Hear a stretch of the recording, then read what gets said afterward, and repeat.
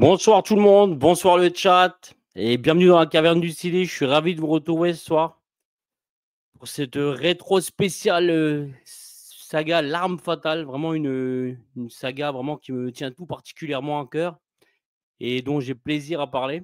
J'espère que vous avez toutes et tous passé de belles fêtes de Noël avec vos proches. Et la rétro du mois, hein, c'est simple les gars, c'est chaque dernier mardi du mois. Alors oui, je le répète, la caverne du ciné, c'est devenu une chaîne qui parle principalement maintenant de cinéma français. Mais dans la rétro du mois, on parle toujours un peu d'une filmographie d'un acteur, d'un réalisateur ou d'une saga que j'ai envie d'évoquer. Franchement, on se fait plaisir. Et j'aime énormément le cinéma français, vous le savez, surtout celui d'avant. Mais avant tout, je suis un passionné de cinéma en général. Donc, je tenais encore à saluer tous les nouveaux membres qui ont rejoint la caverne récemment, car vous êtes vraiment nombreux et je vous en remercie. Et bien entendu, ce soir, je ne serai pas seul. J'ai avec moi plusieurs amis youtubeurs qui ont répondu gentiment à l'appel.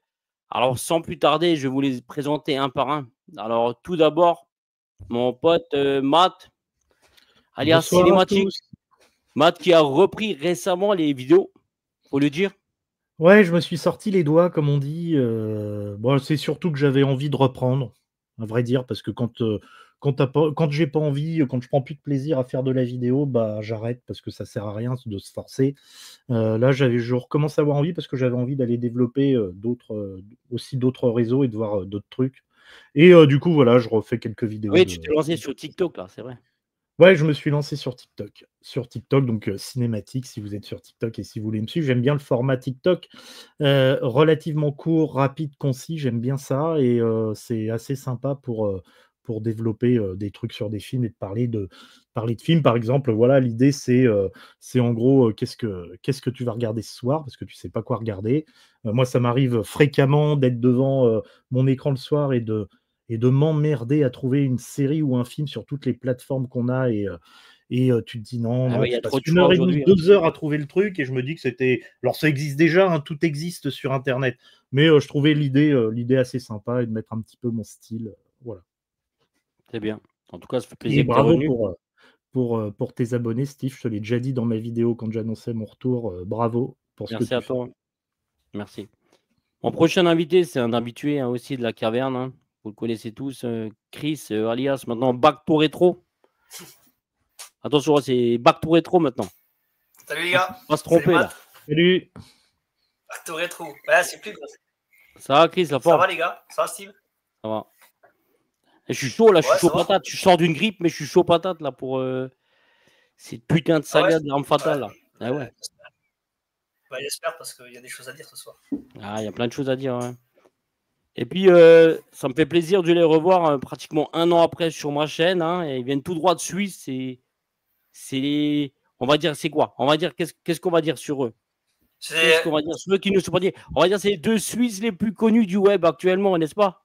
les Ouais, Gogeta du les, YouTube Game. les frangins qui CH qui ont failli pas venir, quand même, il faut le noter, tellement il neige chez eux. Donc, merci à eux. Et voilà, ils sont là. Eh ben, bonsoir messieurs, Bonsoir messieurs, bonsoir tout le monde. bonsoir tout le monde, bonsoir le chat. Ah, tu ça as fait raison. plaisir. Tu as raison de dire, c'était à 2 doigts de Ouais. pas pouvoir Ouais. être là à cause de la neige qui n'arrête C'est pas. vrai qu'il n'arrête neige pas. bien ici. Ah, Avec vous avez du tous chocolat passé dans de des belles bières. fêtes, les gars?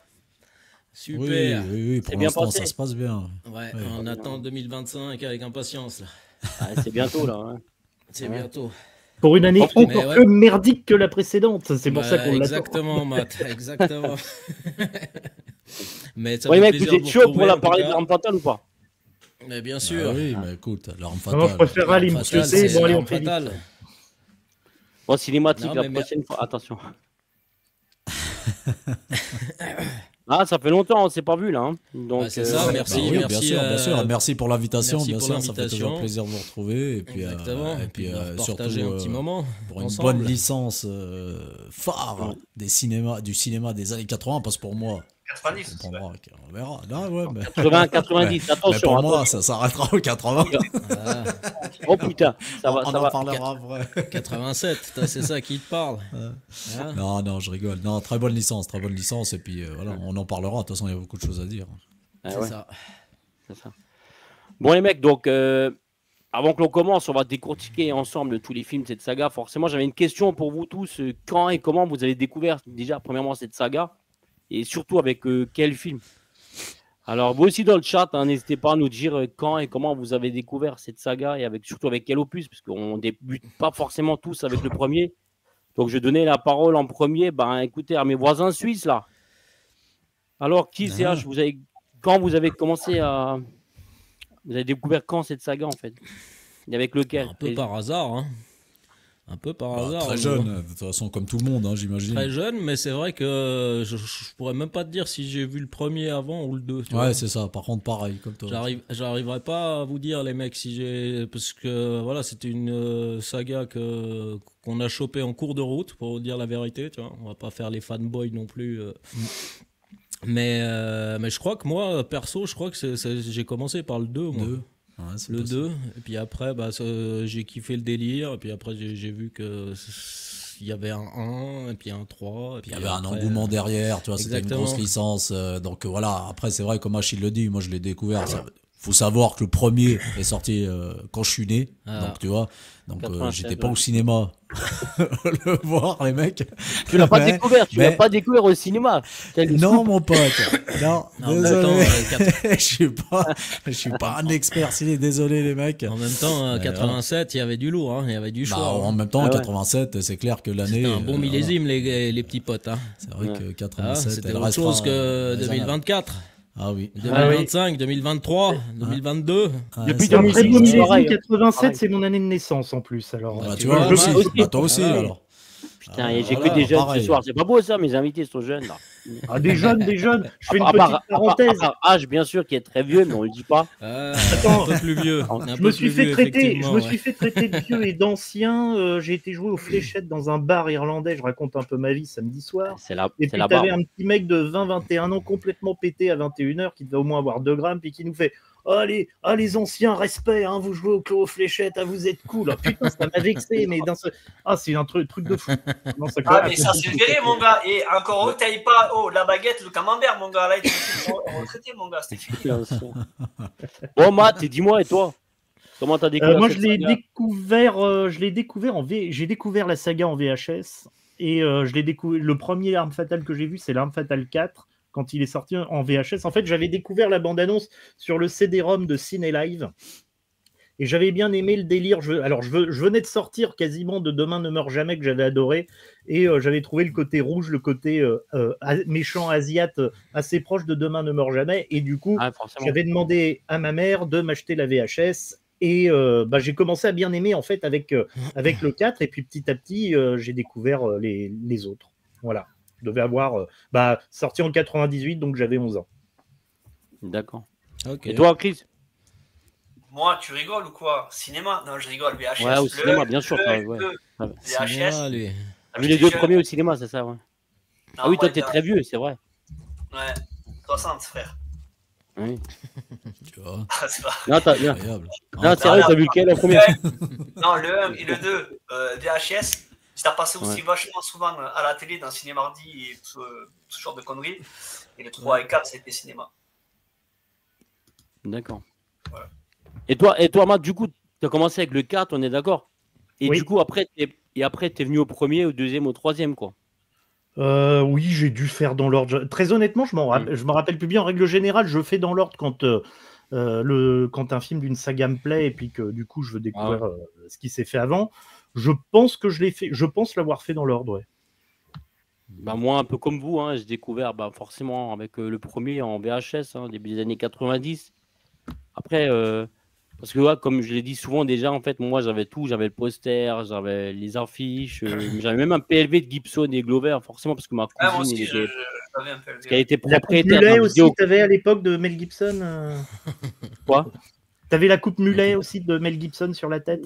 Non, j'avais jamais beaucoup de cheveux, moi, tu vois. Je suis né sans cheveux, moi. Tu vois, donc... Une demi-mulette, il avait. C'est ça. Bon, Chris, tu nous fais un petit résumé du premier, là, ou pas? Le premier, c'est le lieutenant Roger qui a quelques mois de prendre sa retraite, et quand on va lui mettre dans les pattes un jeune policier fougueux, Martin Riggs, qui est complètement suicidaire, sachant qu'il vient de perdre sa femme.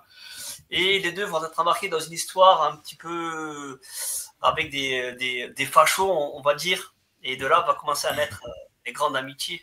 Mais Roger va vite péter un câble. C'est vrai. Parce que Martin Riggs, il est complètement instable.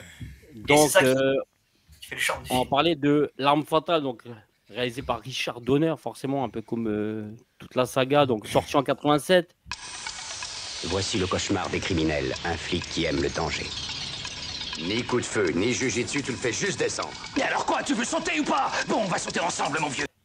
Alors, je vais tout de suite donner le box-office, 15 millions de budget, les gars, pour 125 millions de dollars de recettes.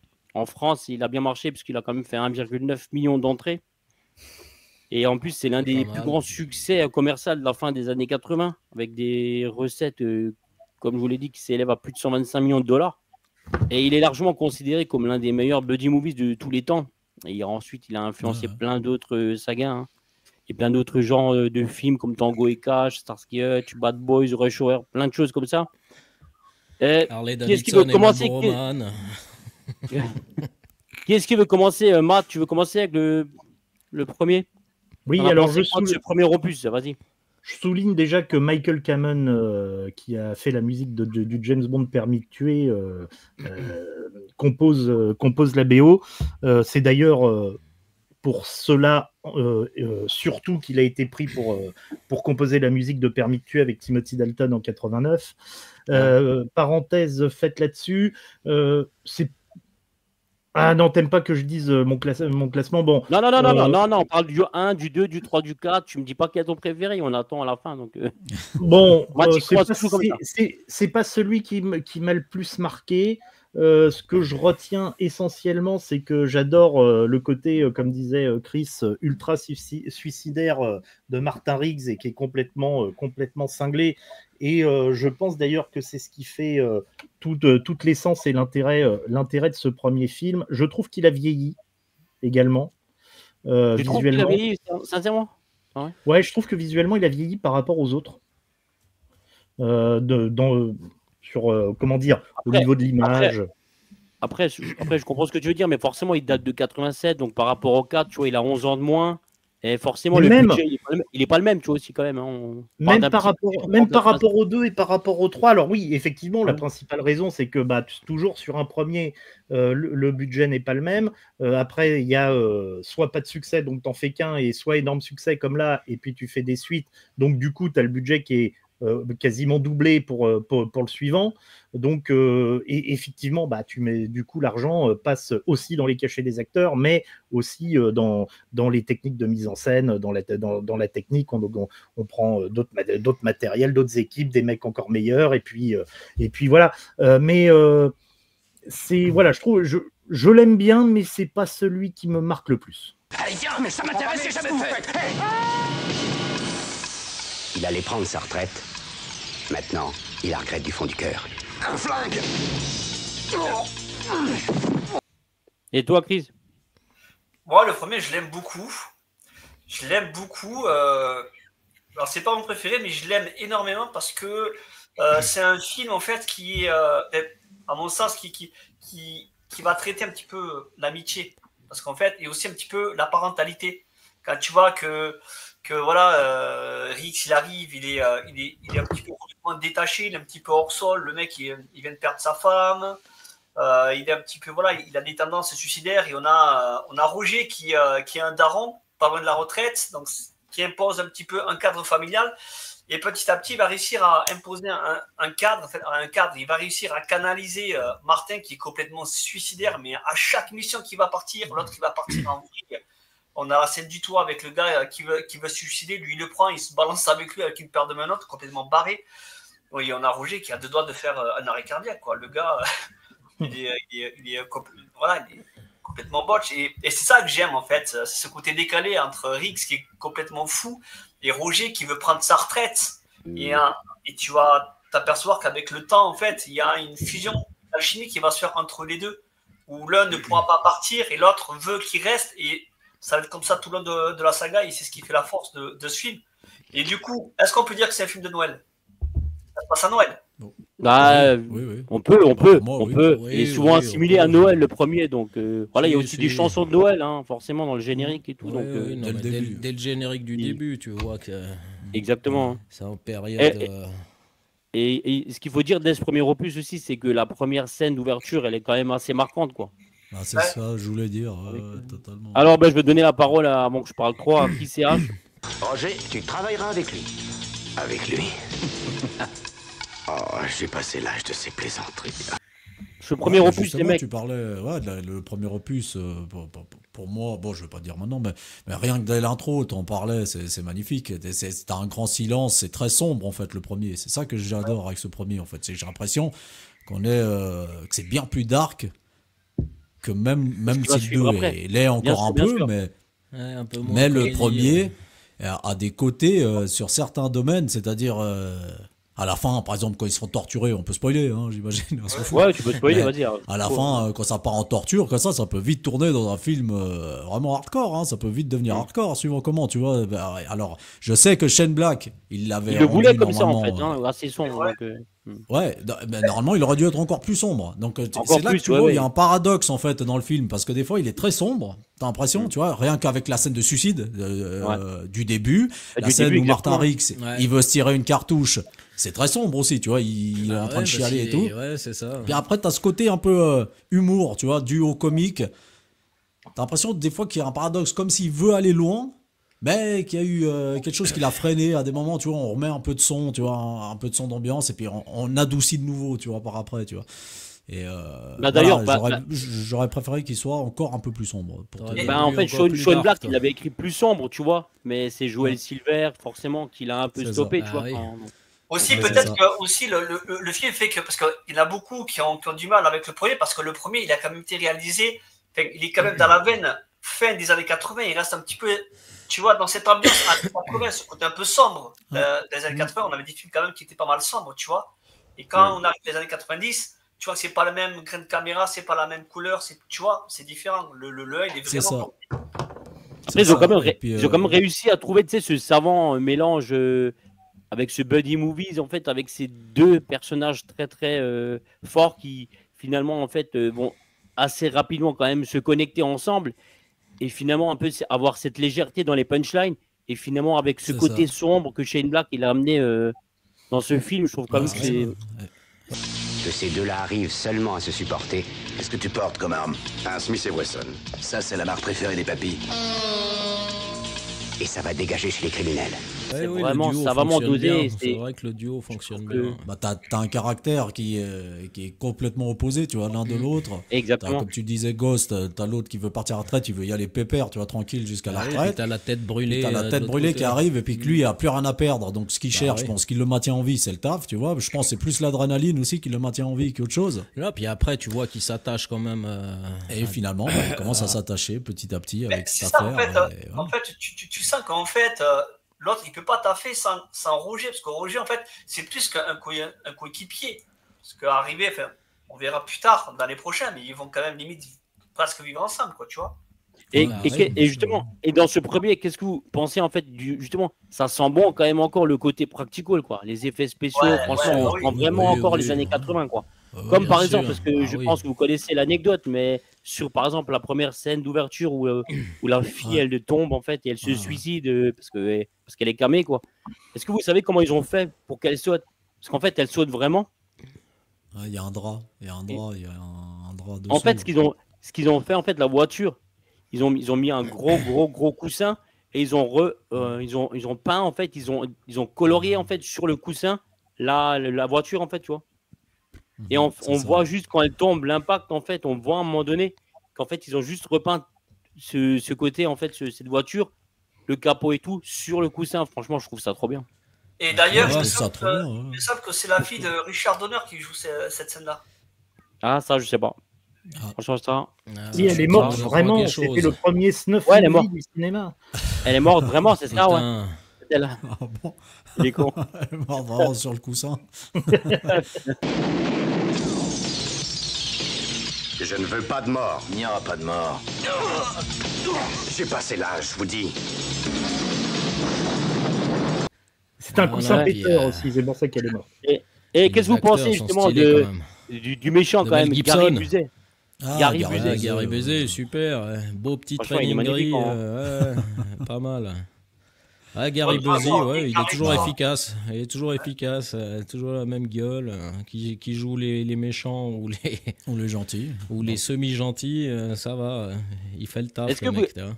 Du coup, est-ce que quelqu'un sait qui était choisi en tant que réalisateur, en tant que premier choix d'abord, finalement par Joel Silver et par la Warner, avant de prendre Richard Donner? Ouais. Zack Snyder. Ah non, même pas. Denis Villeneuve non plus. Luc Besson non plus. Merde. Ils étaient trop jeunes, je Allez, pense. Chris, tu sais, toi, non? Uwe Allez, Boll. Uwe Boll. Non? Non. Non, Chris, tu sais. Ridley Scott. Ouais, mais Ridley Scott qui aurait dû faire le premier. Ah ouais. Ouais, mais bah, c'est bien qu'il l'ait pas fait. Hein. Ah ouais, Limite son frangin, j'aurais dit pourquoi pas, tu vois. Son Ouais, frangin, Tony, pourquoi bah pas. ouais. Et Ridley, franchement, Et sur Ridley, l'Arme Fatale, moi j'aurais peut-être pas aimé. Ah, c'est sûr. ouais, on va savoir. En tout cas, Écoute. En tout cas, la complicité, franchement, entre Roger forcément et Martin Riggs, c'est vraiment, ouais, c'est vraiment ça qui crée un peu, c'est une évidence en fait, hein, qui crée en fait le côté vraiment, la magie en fait de ce premier opus quand même. C'est Ouais, voilà. C'est l'alchimie du non, duo. et puis c'est un bon duo, c'est-à-dire il n'y a pas un seul personnage qui bouffe l'autre, tu C'est vois, ça. et c'est ça qui est magnifique en fait Exactement. avec ce body movie. C'est par rapport à d'autres body movies où voilà l'autre crève un peu plus l'écran, tu vois, D'ailleurs, je que trouve son que- collègue. Je trouve que Roger, dans les larmes fatales, il a quand même des putains de vannes. Dans le 1, Bah quand il oui. traite de spermatozoïde qui pète un câble au volant, tu sens qu'il est à bout, quoi, le gars. Ouais, ouais. C'est Bah ça. oui. hein. Bah Ah, c'est oui, vrai mais que des vannes, il y en a c'est un plein, daron, comme tu l'as dit. hein. Ah ouais. Mais En c'est fait, surtout aussi. je trouve que Roger, s'il pouvait lui mettre une grosse patate, il le ferait, mais il est tellement vieux, le gars, il est tellement fatigué. Et en Oui, plus, c'est bon. Riggs, il a encore plus de ça va, fatigue. 50 piges. Ça Ah, va, puis il est fatigué, puis surtout Roger, on oublie, c'est qu'il a une famille, tu vois, C'est derrière. ça le truc. Donc c'est mec. ça aussi la faiblesse qu'il a, Roger, tu vois, par rapport à C'est ça. Riggs. Bah oui, Ouais, c'est il n'a ça. plus rien à Ouais, il a perdre. tout à Riggs, perdre, ouais. il s'en fout, Rien tu à vois. perdre. Il s'en fout. Ouais. Il attend même que ça, que enfin quelqu'un le bute, parce que souvenez-vous aussi de cette scène qui a été coupée dans la version longue avec le sniper où il bouge pas. Il s'en fout. T'as le sniper à l'école, là, dans l'école où il tire sur les pattes, lui il bouge pas. Il attend que ça en fait. Shoot-toi. Rien que aussi la scène du début avec la drogue, les mecs, souvenez-vous là, c'est un délire. L'introduction de Martin Riggs, Ouais, franchement, magnifique elle aussi avec l'échange. est magnifique, ouais. Est-ce que t'es aussi doué que tu le prétends? On ne peut rien contre moi. Non, non. En fait, dans notre arsenal, tu es notre arme fatale. Bah ouais, l'autre, Même- tu vois que c'est même- vraiment il est même- possédé en fait, il est taré, tu vois. Même Ouais, là, ça, c'est c'est fou. là, c'est la scène où il doit aller faire juste interroger un gars et Riggs, il part en vrille, il crève tout le monde. Et C'est là, ça. l'autre Roger, il lui dit, mais tu crèves tout le monde, toi? Et l'autre, il dit, bah non, toi, t'es vivant encore. Ouais, t'es vivant encore, c'est ça. Bah d'ailleurs, C'est ça, sans c'est- ça. Matt, si t'as une scène préférée de ce premier opus, même si tu l'aimes pas trop. Je T'en as une ou pas je dirais l'introduction parce que il est vrai que l'introduction est formidable et que d'ailleurs un petit peu à l'instar des James Bond, on attend toujours l'introduction, la scène d'intro des armes fatales. C'est ça, ouais. Et je trouve d'ailleurs que les 4 sont toujours réussis. Non, je dirais la scène d'intro. Mhm. Scène d'intro. Et toi, Chris? Moi, je kiffe la course-poursuite à pied. Riggs, quand il court, tu vois que c'est une machine Ouais. de guerre et tu sens que il a rien à perdre, le gars. Il a rien à perdre et c'est ce qui fait que le mec, il est dangereux. Et dans la course-poursuite, il lâche pas l'affaire et ouais, moi, je kiffe la course-poursuite là. En plus, elle est longue quand même, la course-poursuite. Elle dure pas 2 minutes, quoi, tu vois. C'est vrai. Mais une petite bonne Ouais. fusillade, quoi. Moi, j'ai bien aimé cette scène-là. Et dire en plus qu'ils avaient pensé à Bruce Willis, mec, à la base. hein. Ouais, ouais. Après, Ouais, c'est ils avaient pensé à l'histoire plein des de monde, années à plein de monde, hein. 80. Pour Ouais. camper Riggs, tu vois. Ouais. Ah, ça aurait Ils pu le pensent à- faire, il était un peu dans le même style. Bah Un ouais, peu, c'est ça. Bah plus oui, fou. avec Ils avaient les pensé, Die Hard, hey, hein. ils avaient aussi pensé à Mel Gibson pour Die Hard. Piège de cristal, Oui. donc c'est pareil. Bah oui, C'est ça. bah oui, bien sûr. On aurait pu se retrouver avec On aurait pu faire un l'inverse. crossover. Ouais. Ouais. Totalement. C'est vrai qu'ils sont dans le style, entre guillemets, dans ces acteurs d'action des années 80, début des années 90. Il est vrai que les deux, au niveau de l'énergie et du second degré, je trouve, se rapprochent le plus. c'est vrai on peut très bien imaginer Bruce Willis à la place de Mel Gibson dans L'Arme Fatale, comme on peut imaginer Mel Gibson dans Die Hard. C'est vrai. C'est vrai que ça aurait pas été choquant. Ils ont un peu le même caractère où ça joue beaucoup sur l'humour, tu vois, en flinguant comme un du mec. L'humour, et puis tu vois qu'ils ont morflé personnellement aussi, tu vois, parce qu'ils ont un petit peu le même background aussi sentimental, tu vois. Ok, certes, la femme de Bruce, elle est pas morte, mais voilà, c'est pas non plus. Non, mais Mel, c'est un vétéran, mon pote. L'amour absolu non plus. Martin. Oui, Martin. Et vous, qui c'est Ou Laos, il a fait du sale. Une scène favorite, oui, c'est celle où il veut se tirer une cartouche. Pour moi, je trouve que c'est une des qui marque le plus pour moi du premier. Tu sais pas si tu dois te marrer ou tu dois avoir de la compassion. C'est clair. Je trouve elle fait le taf. Il y avait pas un délire, si je me trompe, pas que j'avais entendu comme quoi que l'arme était vraiment chargée ou je sais pas quoi. Il y avait pas un truc comme ça me dit rien. Je sais pas qui voulait pour justement. Je savais pas ça, mon petit pote. Pour être au plus proche du tu vois, pour vraiment se sentir suicidé, être en immersion totale. Mais peut-être je raconte des cracks, je sais plus, mais j'avais entendu ça à l'époque. Ok, c'est possible. Mais oui, cette scène-là, elle est superbe, elle est superbement bien jouée par un Mel Gibson encore jeune en plus, encore jeune. Je sais pas, il avait quel âge à cette époque-là, parce que dans Mad Max, il était jeune. Mais... La trentaine. Ouais, je sais pas, il devait avoir plus de 30 ans. 30, 33, 35. Voilà, l'âge du Christ. L'âge du Christ. Et puis la scène de l'échange aussi de C, là, elle est superbe aussi. Ouais. Et puis mention spéciale à la coupe mulet Et puis mention spéciale aussi à la coupe mulet. Et puis mention spéciale à la musique de Michael Kamen. Et au beau petit Gene Levis aussi qui lui moule le cul. Ça, c'est beau, ça. Ça marque une époque. Hein. D'ailleurs, je pense qu'il n'y a que Patrick Swayze qui a une meilleure coupe de cheveux que Martin Riggs. Et un jean encore plus serré dans le cul. Voilà, je dis. Tu vas être striké, mon pauvre Steve. Excuse-moi, il faudrait que tu mettes des bips. Mais non, t'inquiète. C'est pas pour le cul. Ah, tu sais, ils sont toujours démonétisés, les lives, on s'en bat les couilles. Bah alors, tu fais encore pire que moi, ça va. Peut-être tu seras même démonétisé parce que tu nous as invités, frérot. C'est ça, tu dis qui c'est, je suis, c'est terminé. Tu vois, là, YouTube direct. Tu prends des risques. Ouais, les mecs, moi, ma scène préférée, c'est celle-là, comme c'est l'introduction de Martin Riggs. Franchement, là, avec les sapins. Franchement, c'est pas beau ça. Lorsqu'il franchement là, lorsqu'il compte les 100 euros là, quand le mec il dit c'est 100, là tu commences à compter, il sort son porte-monnaie, il compte les 100 euros, il fait mais tu fais quoi là mec? Là tu fais comme ça, comment ça je compte les 100? Tu te fais ma gueule toi ou quoi? C'est franchement c'est trop bien. C'est mortel. Et puis j'en parlais avant de la musique, elle est incroyable cette musique un peu saxo, tu vois, ça fait très... Moi je dis ça fait polar. Ça fait très Nico Toscani pour toi. Ça me fait penser un peu du Nico Toscani de Nico, bien sûr. About the Law. Magnifique aussi. T'es arrivé de rencontrer des gens que tu n'es pas tués. Je t'ai pas encore tué, toi. Qui était sorti une année après, bien sûr. Oui. Mais oui, moi ça me fait penser un peu à du polar, justement, très sombre. C'est pour ça que j'adore le 1 en fait, parce qu'il a ce côté vraiment terre à terre. Ouais, c'est clairement un polar sombre. Il garde aussi rien que la scène d'intro, quand la fille de Tom Atkins, quand elle saute, c'est un silence total. Tu te souviens, ça tombe, il n'y a pas de musique, il y a juste un son de fond. En fait, limite, la première fois que tu le vois, t'es choqué, quoi. Parce que tu te dis, tu n'y crois pas, en fait, tu vois, il n'y a pas vraiment de raison pour qu'elle saute, quoi. Ouais, ça commence fort, quoi. Moi, j'aime bien elle est bien mise en scène. Ce grain de caméra, là, tu vois, encore des années 80. Moi, j'aime beaucoup. Ah oui, bien sûr. Et le combat final, les mecs, le combat final.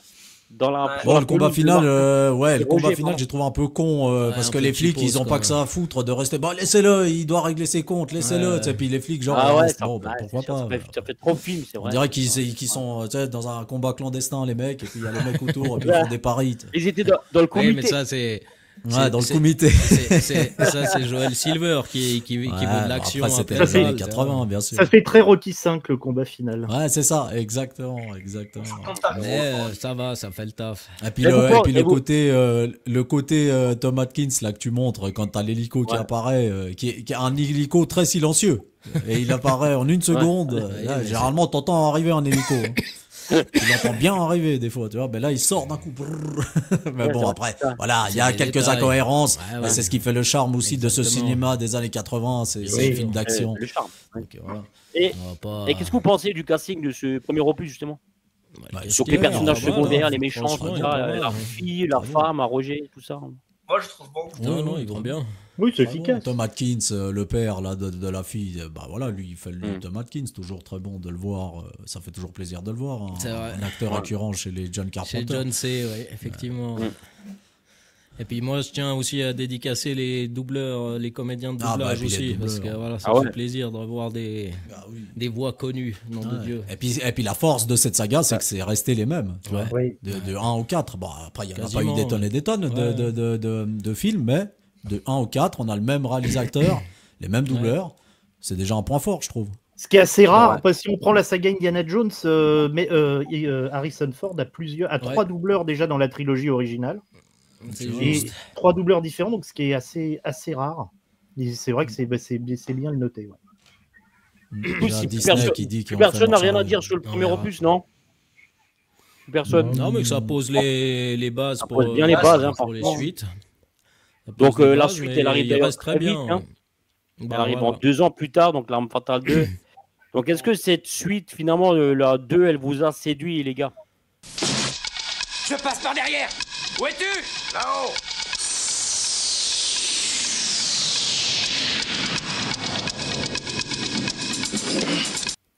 Ouais.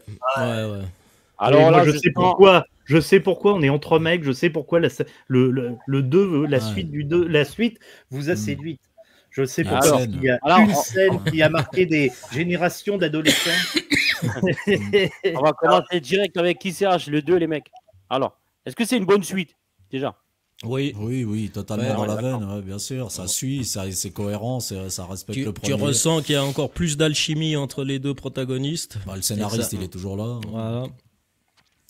Même si en fait il est pas vraiment allé au bout en fait Shane Black de ce deuxième, puisque c'est Jeffrey Baum, celui-là qui a écrit Indiana Jones, c'est la dernière croisade, qui a finalement réécrit ce script, puisque Shane Black il n'a pas pu aller vraiment au bout, parce qu'en fait il voulait que ce soit encore beaucoup plus noir. Et les mecs, ils ont dit non, on te laisse plus la liberté d'aller dans trop le noir. C'est vraiment une volonté de Joel Silver. Je trouve que c'est dommage. Parce que pour moi, ce qu'il faut savoir, c'est que Shane Black, en fait, il voulait que Mel Gibson il meurt dans le 2, à la fin du 2. Mais les mecs, il y avait eu trop une poule, tu vois, cette saga, elle ramenait trop d'argent, ils se sont dit, les mecs, non, on peut pas le tuer, quoi. Donc, il faut savoir qu'ils ont tourné plusieurs fins de ce 2, quoi. Ouais. Bah, c'est dommage. C'est dommage parce que moi j'aurais kiffé parce que ça partait bien pour qu'il meure. Justement. Si les gars, si on aurait eu un 2 beaucoup plus sombre, on n'aurait pas eu peut-être droit à toutes ces grosses vannes qu'on a dans le 2 parce que le 2 il sert en vanne. Ah ouais, il y en a plus. Je sais pas. Mais moi je trouve qu'il est efficace. Il sert en vanne, il sert en mise en scène un peu loufoque avec la scène des chiottes. La scène des chiottes, elle est mythique. Mais j'aurais bien aimé, moi, pour vous dire la vérité, que Martin Riggs il meurt à la fin. Parce que c'est ce qu'il voulait du premier, depuis le premier. C'était il en avait plein le cul, tu vois. Puis là, il apprend comment sa femme est morte, sa copine qui venait de trouver enfin l'amour. Elle claque aussi. Là, il serait mort pour une bonne cause. Ça aura apporté un côté dramatique. Et puis la fin, comme elle est mise en scène avec la musique des Guns N' Roses, là, Knock in Heaven's Door, là, machin. Donc ça amenait bien. Il y avait une bonne mise en scène, en fait. Tout partait pour le voir crever, quoi, à la fin. Tu vois. Et moi, je trouve ça aurait... pour te dire la vérité, le premier et le 2... Après, je trouve que le 3 et le 4, c'est quand même bien en dessous, pour moi. Après, peut-être on peut l'aimer parce que c'est peut-être le premier qu'on a découvert. Ça devient plus popcorn après. Je suis vraiment 100% d'accord avec toi. Mais là où, en fait, en une phrase, je vais te retourner le 3 et le 4 et tu vas me dire que tu seras d'accord avec moi sans que je le sache.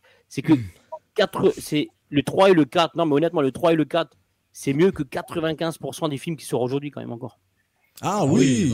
Non, mais Steve, imagine, si tu compares, imagine la planche qui sort de nos jours alors, tu vois. Bonjour. C'est la première fois en 20 ans que j'ai les toilettes pour moi tout seul. Et au premier coup d'œil, je vois ça. Oui, ça je te rejoins, bien sûr. Non, mais c'était le concept pour la franchise, tu vois, c'est qu'elle est quand même un peu en dessous, et puis le 4, j'en parle même pas, parce que pour moi, c'est le pire. Mais voilà, je trouve que ça aurait créé vraiment une légende de ce personnage, en fait, qui claque dans le 2, et puis qui part en beauté comme ça, avec une belle mort, avec Roger qui le tire dans ses bras. C'est ça. Superbe. Non, Puis voilà, après, c'est dommage, parce que j'ai vu la fin où il meurt, j'ai quand même check. Il faudrait quand même, tu l'as vu, tu l'as vu. ça finit comme ça, d'un coup, tu vois. Ouais, je l'ai vu, ça finit comme ça d'un coup, boum, ça va, ça dézoome, on voit la ville. Ça aurait mérité quand même un petit enterrement, tu vois, pour la fin, tu vois. Tu vois, un truc vraiment stylé où ça zoome sur sa photo, et puis on en finit comme ça, tu vois. C'est vrai que la fin de quoi il meurt, finit un peu trop radicalement, c'est-à-dire tap, tu vois. Ça, un petit peu abrupt. Ouais, voilà, ça aurait mérité un peu plus de mise en scène, mais ça n'enlève pas le fait que j'aurais préféré qu'il meure, ouais. Non, puis le 2 est bien, parce que tu vois qu'il y a déjà plus de budget, ça level up de partout, quoi, tu vois. Ouais. Après, j'ai rien contre Martha Riggs, hein, je sais, les défenseurs, les mecs. Non, bien sûr. Juste, je trouve que ça aurait été bien pour la licence, en fait, pour la licence. Sûr. Mais après, on n'aurait pas eu de 3 et de 4, c'est ça le problème, mon pote. C'est vrai. Oui, mais après, ils sont indispensables quand même. C'est ça. C'est vrai. Oui. C'est vrai que j'ai oublié de donner le box-office, donc 25 millions de budget pour 230 millions de dollars de recettes, donc un gros carton, quoi. Et puis en France, il a fait pratiquement 2 millions d'entrées, donc environ un peu plus que le premier, quoi, comme le premier. Mais Chris, toi, tu nous as pas fait un petit résumé là? Oh, Chris, il dort là. Chris, t'as commencé direct. un mini résumé sur le jeu là. Cette émission. Parle-moi, Chris, parle-nous un peu de l'apartheid là. Boum, t'es mort. Pour le sergent de police Murtoff, Me dis pas qu'on m'a piégé. travailler avec Riggs, c'est comme être assis sur une bombe. Elle est là. Bon, je t'ai menti. Y a pas de risque si tu te lèves pas. L'histoire du 2, c'est qu'au début, ils poursuivent un gars qui a un coffre rempli d'or. Et en fait, ils vont être obligés de protéger un témoin à charge qui est Joe Pesci, Leo Getz, qui va leur casser les couilles et qui va les citer énormément. Et de là va partir en fait une aventure, quoi. Et ils vont bien kiffer, quoi. Et je trouve que le 2, moi, le 2 c'est mon préféré parce que je trouve que toutes les punchlines, elles envoient du steak. Genre, quand on voit la pub de sa fille, il est tout content, il est en famille. En plus, Riggs, il a dit à tous les potes, tu peux aller regarder ce soir à 8h. Et on voit que c'est pour une boîte de capote. Et là, demain, il revient. Il éteint la télé. Il fait comme nous à l'époque. Nous, dès que ça s'embrassait à la télé, on changeait de chaîne. Hein. Et puis le début, tu vois, le début, t'as Roger qui a cette voiture familiale qu'il a achetée flambant neuf, il est fier de lui. Riggs, il va lui démonter par l'entreprise, il va lui faire la misère. Tu vois. Mais le 2, moi, c'est mon. Ouais, moi, le 2, Ouais, après Comedy Kiss, c'est vrai que s'il serait mort, ouais, ça aurait fait un petit quelque chose s'ils auraient bien fait la fin. Mais c'est vrai que le duo est tellement bon que t'as envie de le revoir.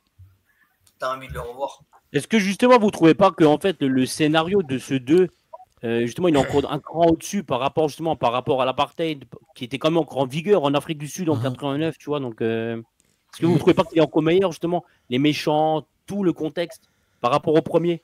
Les méchants sont vraiment méchants pour le coup. Les méchants sont vraiment très méchants, ils sont bons. C'est vraiment des salopards qui n'ont aucune humanité, qui sont dans leur idéologie. Donc le sujet, immunité diplomatique. Oui, le sujet est assez lourd et je pense que c'est aussi pour ça qu'ils ont peut-être contrebalancé avec un excès de punchline avec un peu plus de blagues. Ouais, c'est ça. Et moi, je trouve que niveau méchant, moi, c'est ceux dans le 2 qui m'ont le plus que j'ai le plus retenu des 4 en fait. Oui. Je trouve vraiment, je trouve vraiment les antagonistes vraiment percutants et bien écrits et bien trouvés et bien méchants, quoi. Et puis c'est là que Martin Riggs, il se retrouve face à face avec le meurtrier de sa femme, mais lui, il ne le sait pas que c'est lui. Et c'est là que ça devient un petit peu fort, parce que là, du coup, on commence à basculer dans la vengeance, sachant qu'il va perdre sa... Ouais, quand il lui dit, t'as pas de chance avec les femmes. Ouais, c'est ça. Et lui, il comprend pas, il commence à faire les liens. Et c'est là que ça devient... le film devient... comme disait Kiss, c'est vrai que c'est là que ça commence à devenir poignant, et c'est vrai que s'il serait mort et venger ces deux femmes, ça aurait été épique. Mais ça, le film est tellement bon et ça marche plutôt bien que c'est clair qu'ils vont pas laisser crever comme ça. Je vais chercher de l'aide, mon vieux. Hé, pas ça. Pourquoi? Essaie de pas le crier sur les toits. Ouais, bien sûr. T'inquiète pas. Bon, éteignez. Bonne chance. Ouais. Ouais, c'est ça. Ouais, mais c'est là ce qu'on dit, c'est-à-dire on continue pour l'oseille, quoi. C'est le rôle du producteur. Finalement, c'est le rôle du producteur de sentir la thune, quoi. Oui, Joël mais Silver, bon, il a dans ce tenté cas, plutôt bien. Ouais. Ah, bah Joël Silver, il porte bien son nom, cet enculé. Il sentait bien les choses, il porte bien son nom. Mais pour l'histoire, c'était mieux que ça s'arrête là. D'accord, oui, bien sûr. Il me semble. Après, oui, pour l'oseille, si vous voulez. Mais après, niveau scénario, je trouve. Mais par contre, tu vois, Richard Donner. Une belle fin douce et amère. Mais quand même un gros point d'honneur sur cette amitié de Roger Rix qui fait que grandir. Et forcément, tu t'attaches encore plus. Genre, la scène des shots, elle est quand même mémorable. Et pareil, t'as les shots qui attirent sur la voiture de Roger qui lui défonce. Ouais, ben justement. Toi, on parlait toujours de la scène. Vas-y, Matt, là, ta scène préférée du 2, là. Je dirais la scène des chiottes. Alors, le côté sérieux, la scène des chiottes. Le côté un peu plus déconne, la scène de cul, putain. Je me rappelle, on en parlait avec un de mes potes au collège ou au lycée il me disait ah ouais, putain, la scène dans L'Arme Fatale 2, j'ai toujours cru qu'il faisait en vrai tellement c'est chaud et tout. C'est vrai qu'elle est chaude, elle est assez chaude la scène. Puis en plus, l'actrice est très mignonne, il faut l'avouer. Patty Cancy. Voilà. Je suis désolé, j'ai un gros problème, c'est que je retiens jamais les noms des acteurs. Ça, c'est un truc il me faut une aide visuelle. Et puis, moi, ce que j'aime beaucoup après la scène de cul, en fait, et là plus sérieusement aussi, deuxième scène, c'est quand sa caravane se fait mitrailler dans tous les sens. Qui s'est recuit à L'Arme Fatale avec Bruce Willis. Ouais. Et j'adore ce genre de scène où le héros se fait, essaye de s'en sortir sous une pluie de balles. Alors, tu as les impacts, comment dire, comme dans Skyfall, par exemple, à la fin en Écosse, quand tu as l'hélicoptère qui shoot sur la baraque, ça pète de partout. Tu as de la fumée, tu as les tirs, tu as le bruit. Tu as vraiment l'impression d'être dans un enfer. Et je trouve ça assez. J'adore ce genre de scène de shoot. Et j'avoue que c'est les deux scènes qui me marquent, la scène des chiottes, évidemment. Et L'Arme Fatale 2, c'est sans doute l'arme fatale que j'ai le plus vue avec le 4. Parce que le 4, j'ai regardé beaucoup quand j'étais gamin. Et allez, je dirai après, je sais pas si c'est mon préféré, mais je trouve que moi je préfère le 2 au premier de toute façon. Je vais crever sur les chiottes. Les gars comme toi crèvent pas sur des chiottes. Maintenant, allons-y. Préparez-vous à quelque chose de fatal. 1, 2. D'accord, et toi, une scène marquante, Chris? Moi, il y a la scène des shots et j'aime le début, quand la voiture elle est neuve. Et quand l'autre il dit ça, Riggs automatiquement il se dit ah ouais. Et là il va la défoncer. Et quand ils sont sur l'autoroute et qu'il dit va pas à gauche, va pas à gauche. Et l'autre il va à gauche. T'as des étincelles, le pare-brise qui s'arrache. Et t'as Riggs qui dit ah t'avais raison, fallait pas aller à gauche. Et t'as Roger qui tourne sa tête, qui le regarde en mode vénère. Tu vois, mais il peut pas lui en vouloir, c'est son pote. Tu vois. Et tout le film ça va être comme ça. J'aime bien cette scène. C'est une petite scène comme ça, tu vois, mais l'interaction des deux personnages, moi ça me fait kiffer. Ce qui est bien aussi, c'est systématiquement, comme TCH il le disait avant, en fait, c'est les phrases aussi récurrentes de la saga. Comme justement, on est trop vieux pour ces conneries, tu vois, je suis trop vieux pour ces conneries. Ou alors, forcément, Léo Gates qui dit toujours ok, c'est ok. Et là, pareil, on a Roger qui, ça y est, il veut tirer sa révérence, il veut se barrer, il veut partir, bordel, à sa retraite, il la veut. Et là, on va dire, c'est un peu comme une déclaration d'amour, car il lui dit. En gros, non, ne pars pas parce que sans toi, mon temps, c'est de la merde, ma vie, c'est de la merde. Quoi. Tu vois que c'est Roger. Il le fait par compassion aussi, un peu. Ouais, compassion, et tu vois que l'un va avec l'autre, quoi, tu vois. Ouais. Juste deux petits points. La maison sur pilotis, une autre scène que j'adore c'est ça que je voulais dire. Quand Martin Riggs l'a fait tomber, c'est génial. Pas beau, ça, je mets la photo en même temps, c'est pas beau. Ça y a. Dis donc, tu m'as bien introduit dans tous tes lives. Hein. On arrive au pile poil au moment parce que c'était ce que je voulais dire. Et puis aussi l'introduction de Joe Pesci en Léo dans le 2. Joe Pesci qui est un acteur exceptionnel, moi que j'adore dans tous ses films, qui apporte là pour le coup une touche encore un peu plus humoristique et qui transforme le duo et par la suite quasiment trio avec Léo. Et encore Joe Pesci, que ce soit pour L'Arme Fatale et Maman j'ai raté l'avion, il était vachement hésitant, mais quand il a vu le film, comment c'était, il était hypé. Parce que Joe Pesci, en général, les films qu'il fait, c'est pas des films comiques, quoi, tu vois. Il est très bon dans le comique. Hein. Ouais, il est très bon, il s'est trouvé. Peut-être même sans le vouloir, mais oui, c'est vrai qu'il a une gueule à ça. Vouloir, son physique, son truc. Mais oui, c'est clair. Et vous pensez à Danny DeVito. Ouais, d'ailleurs, vous savez que Danny DeVito, il était pressenti justement pour jouer ce rôle de Léo Gates aussi. Ouais, c'est ça. Joe Pesci, il a ce côté speed et tête de truand, tu vois, alors que Danny DeVito, il a une tête gentille, tu vois. Je préfère Joe Pesci. Oui, le mec qui magouille comme Léo, en fait, hein, qui est un petit magouilleur à 2 balles, et puis... non, mais il est parfait. De toute façon, Joe Pesci est toujours parfait dans la plupart des rôles dans lesquels qu'il a eu. Il apparaît. Et vous, qui c'est votre scène préférée? Maison sur Pilotis, elle est marrante. Ouais, elle est bien. Ouais, franchement, c'est bien. Ça, voilà, GTA 5, c'était inspiré. GTA 5, oui, c'est vrai. C'est quasiment pareil. C'est l'inspiration. Et surtout là, la tête qu'il a, tu sais, à la fin, il est bien vénère, quoi. Ah oui, parce qu'il a voilà quoi. Il a fumé sa gonzesse. Plus il apprend que c'est eux qui étaient derrière le meurtre. Tout est relié, mon pote. Bref, tout est relié. Ce soir-là, il est plus flic, il a dit. Ce soir-là, tu vois. Toi, l'arme fatale 2. Cette fois, faut pas les emmerder. Oh, non, relève-toi, mon vieux, j'ai pas envie qu'on nous voit comme ça. Ouais. C'est ça va chier. Donc, il y a cette scène. Après, il y en a tant d'autres. Vous avez cité la scène des chiottes qui est superbe en tension. Niveau tension, elle est marrante. Le commissariat aussi. Le commissariat. Et puis les scènes des flics qui meurent un par un. C'est ça. On n'a pas cité aussi. J'allais dire, les scènes d'action, elles sont. Putain, non, mais t'as tous les flics qui crèvent un par un. Donc, c'est vrai que c'est méchant, comme l'a dit Matt. C'est vrai que ces méchants-là, ils imposent plus que dans les autres. Quoi. Ils tuent, quoi. Ils te tuent tous les collègues, quoi. Ah oui, ils ont aucun scrupule. Hein. Ils ont aucun scrupule. C'est leurs intérêts, leur idéologie leur idéologie surtout. Hein. Si t'as besoin de te tuer, ils te tueront, mais sans remords, quoi. Elle est bien faite, la scène où la collègue elle est en train de sauter du plongeoir. Et puis en plus, c'est Vasquez en plus. C'est Vasquez de Aliens. C'est Vasquez. Ouais, et puis toutes les punchlines qu'il y a dans ce film, hein, forcément. Hein. Ou bien le sang, tu sais, quand ils ont commencé avec on y va à 3. Attends, quand on y va à 3, on y va à 3, ou bien on compte jusqu'à 3 et puis après on y va. Et c'est vrai.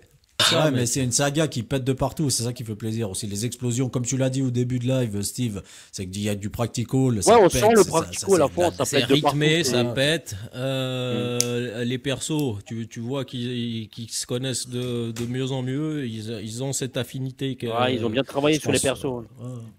C'est ça. Et puis je pense, même après le tournage, je pense que Danny Glover et Mel Gibson, ils devaient se mettre quelques binges dans la gueule, tu vois. Ça m'étonnerait même pas, tu vois. En tout cas, il y a rien, je crois qu'il y a rien qui est sorti comme quoi c'était la catastrophe. Je pense qu'il faut rester bien mis, Je pense que ça a dû tourner. Ouais. Ça a dû tourner, sinon il n'y en aurait pas eu 4. Quoi. Et puis, même leur complicité transpire à l'écran. C'est ça, donc, exactement. Peut-être que c'était peut-être pas les meilleurs potes du monde dans la vie, mais en tout cas, ça me fonctionnait très bien. Ils avaient l'air à peu près de s'apprécier. On n'a jamais rien entendu de négatif.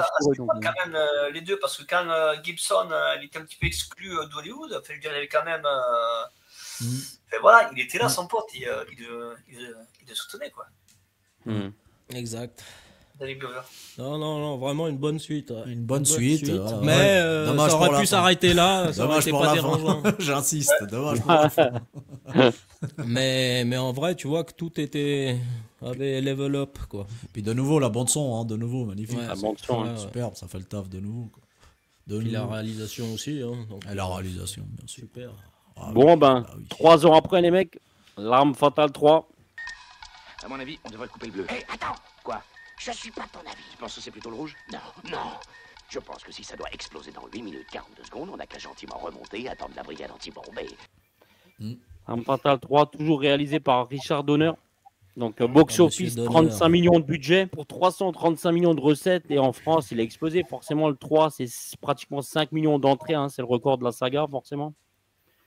Donc, le 3, c'était vraiment... c'était bien senti. C'était le business. Il tournait à plein régime, le 3.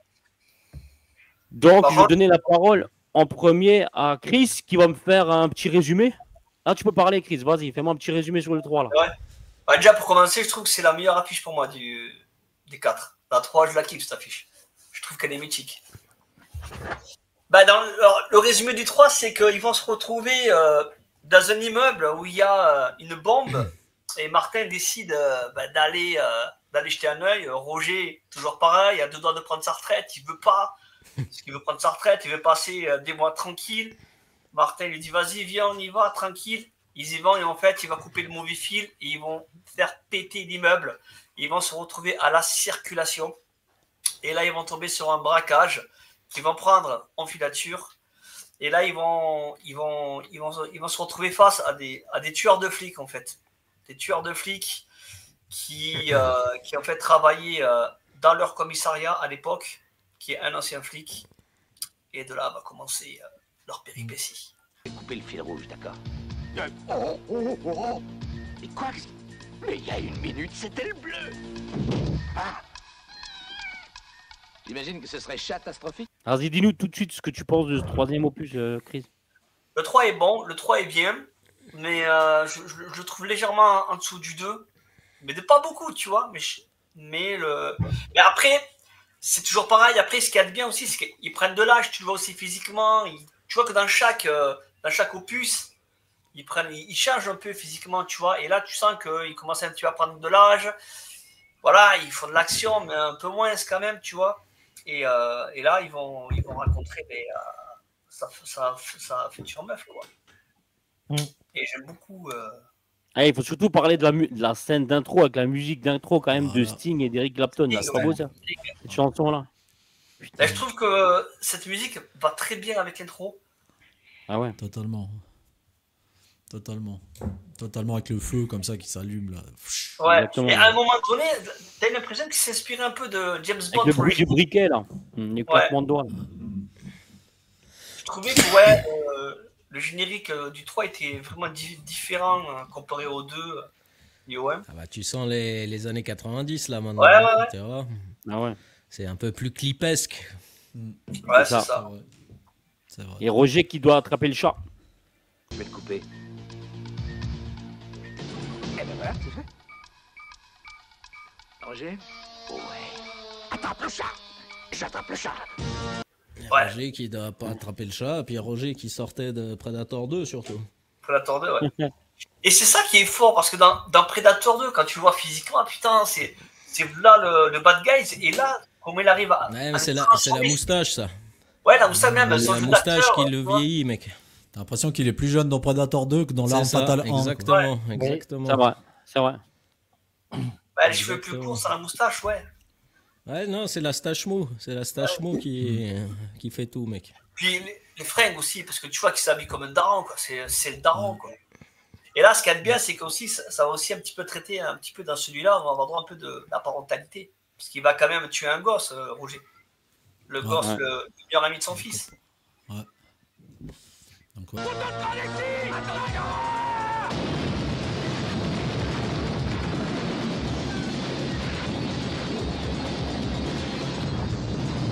C'est Daryl, aussi un tournant pour lui. Ouais.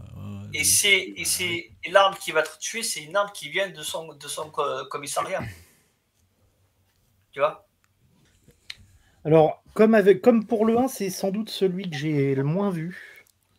Alors déjà, je serais pas tout à fait d'accord avec Chris. Alors moi, perso, alors c'est physique, sans doute, je n'ai aucune explication là-dessus. René Rousseau, j'ai jamais aimé René Rousseau dans n'importe quel film qu'elle a joué. Donc, du coup, je décroche un peu de René Rousseau. Ce que j'aime bien dans celui-là, c'est le côté action what the fuck. Il y a quand même beaucoup d'action dans ce film-là. Alors, là, on prend vraiment le corner de la comédie.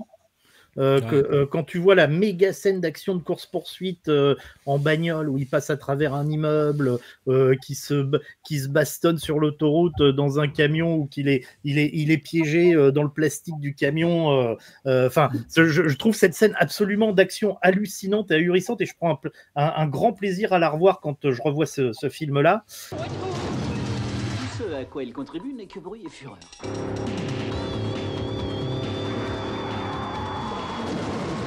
Non, moi, c'est Führer et lui, c'est Brut. Et moi, ce qui me marque aussi dans ce film, c'est la fin. J'aime beaucoup la fin dans la maison en travaux. Par contre, alors, contrairement aux deux où je disais que les méchants m'avaient beaucoup marqué, dans le 3, j'avoue que les méchants me marquent beaucoup moins. C'est beaucoup moins fort. On retient surtout... Non, Matt, Matt, c'est fort, ça, quand même.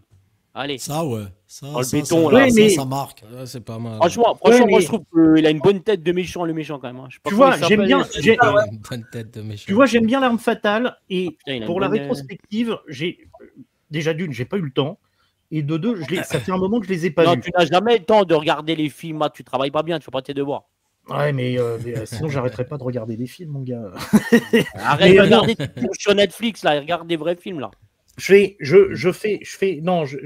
fait un moment que j'ai pas regardé l'arme fatale, très honnêtement, et je ne me rappelle absolument pas dans le 3 de la motivation des méchants.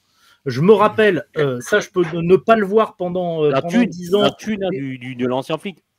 Ils sont de retour et ils vont casser la baraque. L'arme fatale 3. Les motivations des méchants du 2, ça, il n'y a pas de problème. Les motivations du méchant du 1, il n'y a pas de problème. Du 4, il n'y a pas de problème. Mais du 3, j'avoue que ça me laisse pas un grand souvenir. Ce qui me laisse un grand souvenir, c'est la grosse... C'est trafic d'armes. C'est trafic d'armes et il y a aussi... l'argent, c'est juste l'argent. Le mec, c'était un ancien flic. Il faut aussi se venger.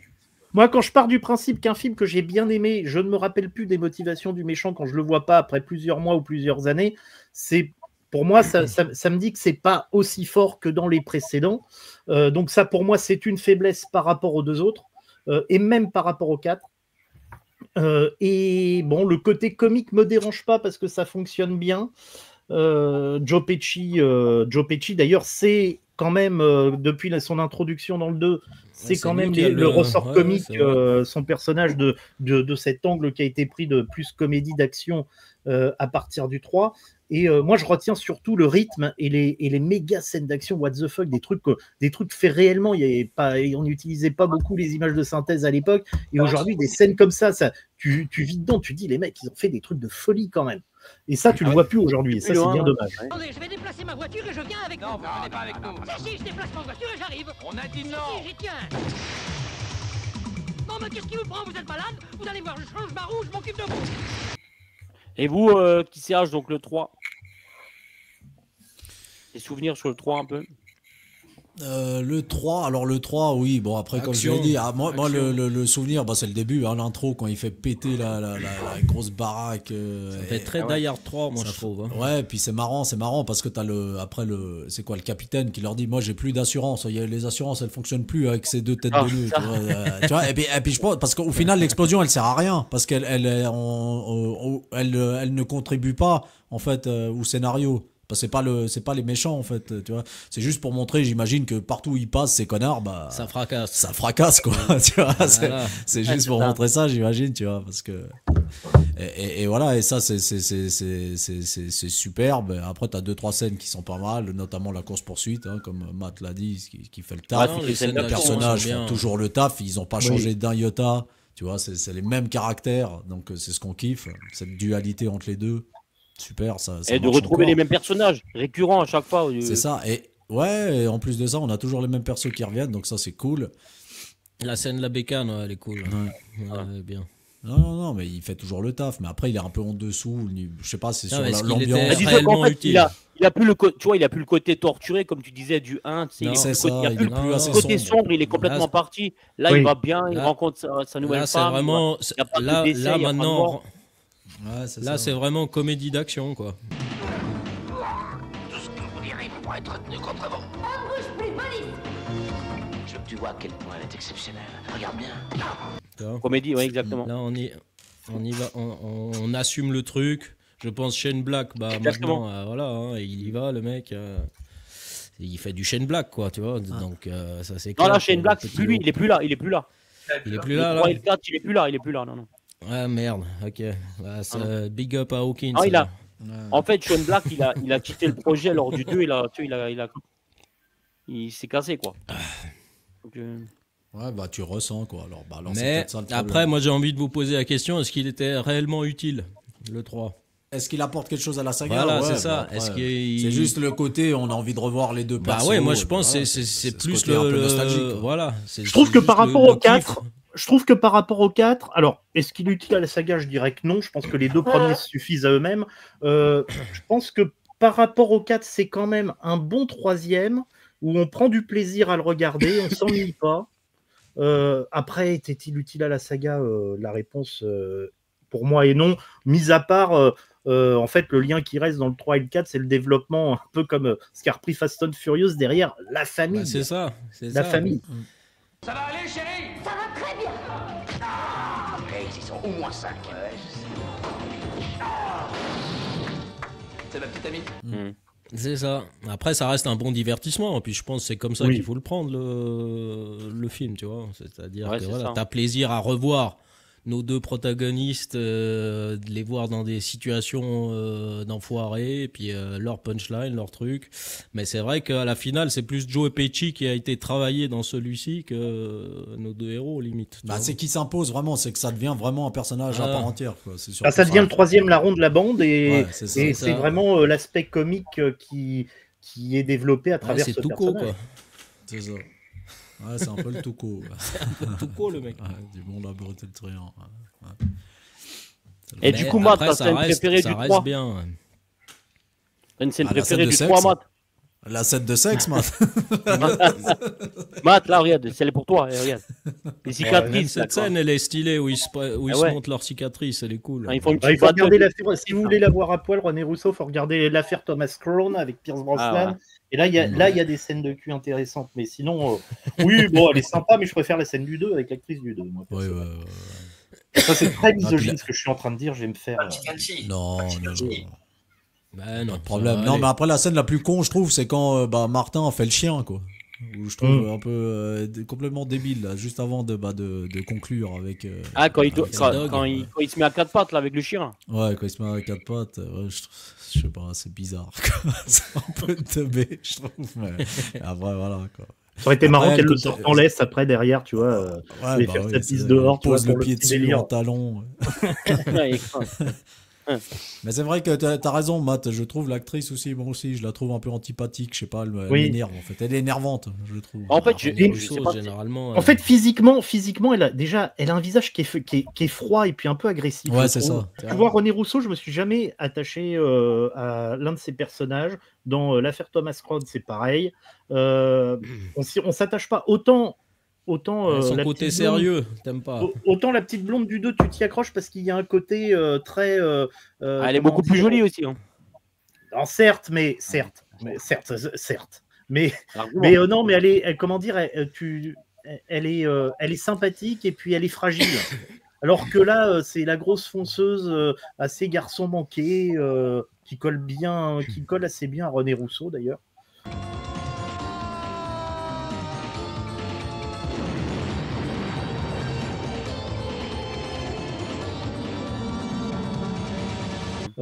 Et voilà, bon, moi je ne m'y attache pas particulièrement au personnage interprété par René Rousseau. Voilà. D'accord. Son petit coup de gueule comme ça, voilà. Non, oui, très belle queue de cheval de Mel Gibson aussi. Souligné. Superbe. Le capitaine, il lui dit d'aller chez le coiffeur, l'autre il l'envoie chier. Et je pense que donc la phrase, la punchline préférée du film de H, je pense que c'est je peux pas flinguer un chien, un mec je veux bien mais pas un chien, c'est ça, non? Ah ouais, exactement. C'est ça. Quand il fait quand il fait la scène. C'est vrai. Oh Chris, ta scène préférée là? Ma scène préférée, j'aimais la scène avec la moto, je la trouve excellente. Et après, ce que j'aime beaucoup moi, dans le film, c'est la scène avec Roger. Il me fait délirer. Roger me fait rigoler. C'est le daron, tu vois. C'est le petit Yorkshire qui est toujours énervé, frère. Ouais. Toujours. Il est toujours vénère, ouais.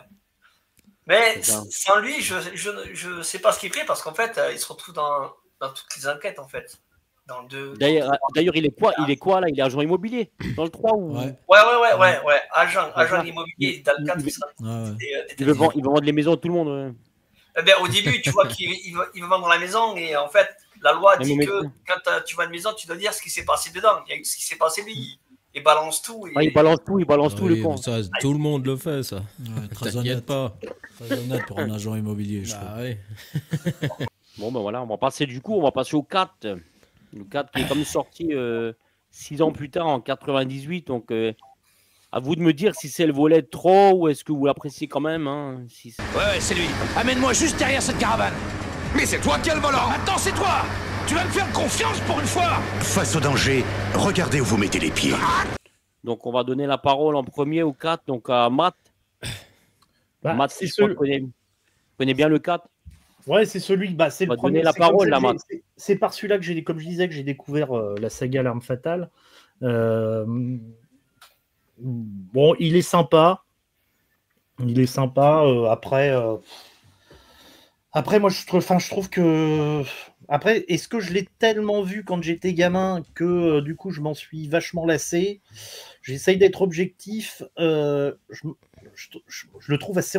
C'est celui dans lequel, en fait, je m'emmerde le plus. Viens par ici, toi. Conduisez prudemment. Soyez vigilants. Vas-y, Rex, tu l'as. Et attachez votre ceinture.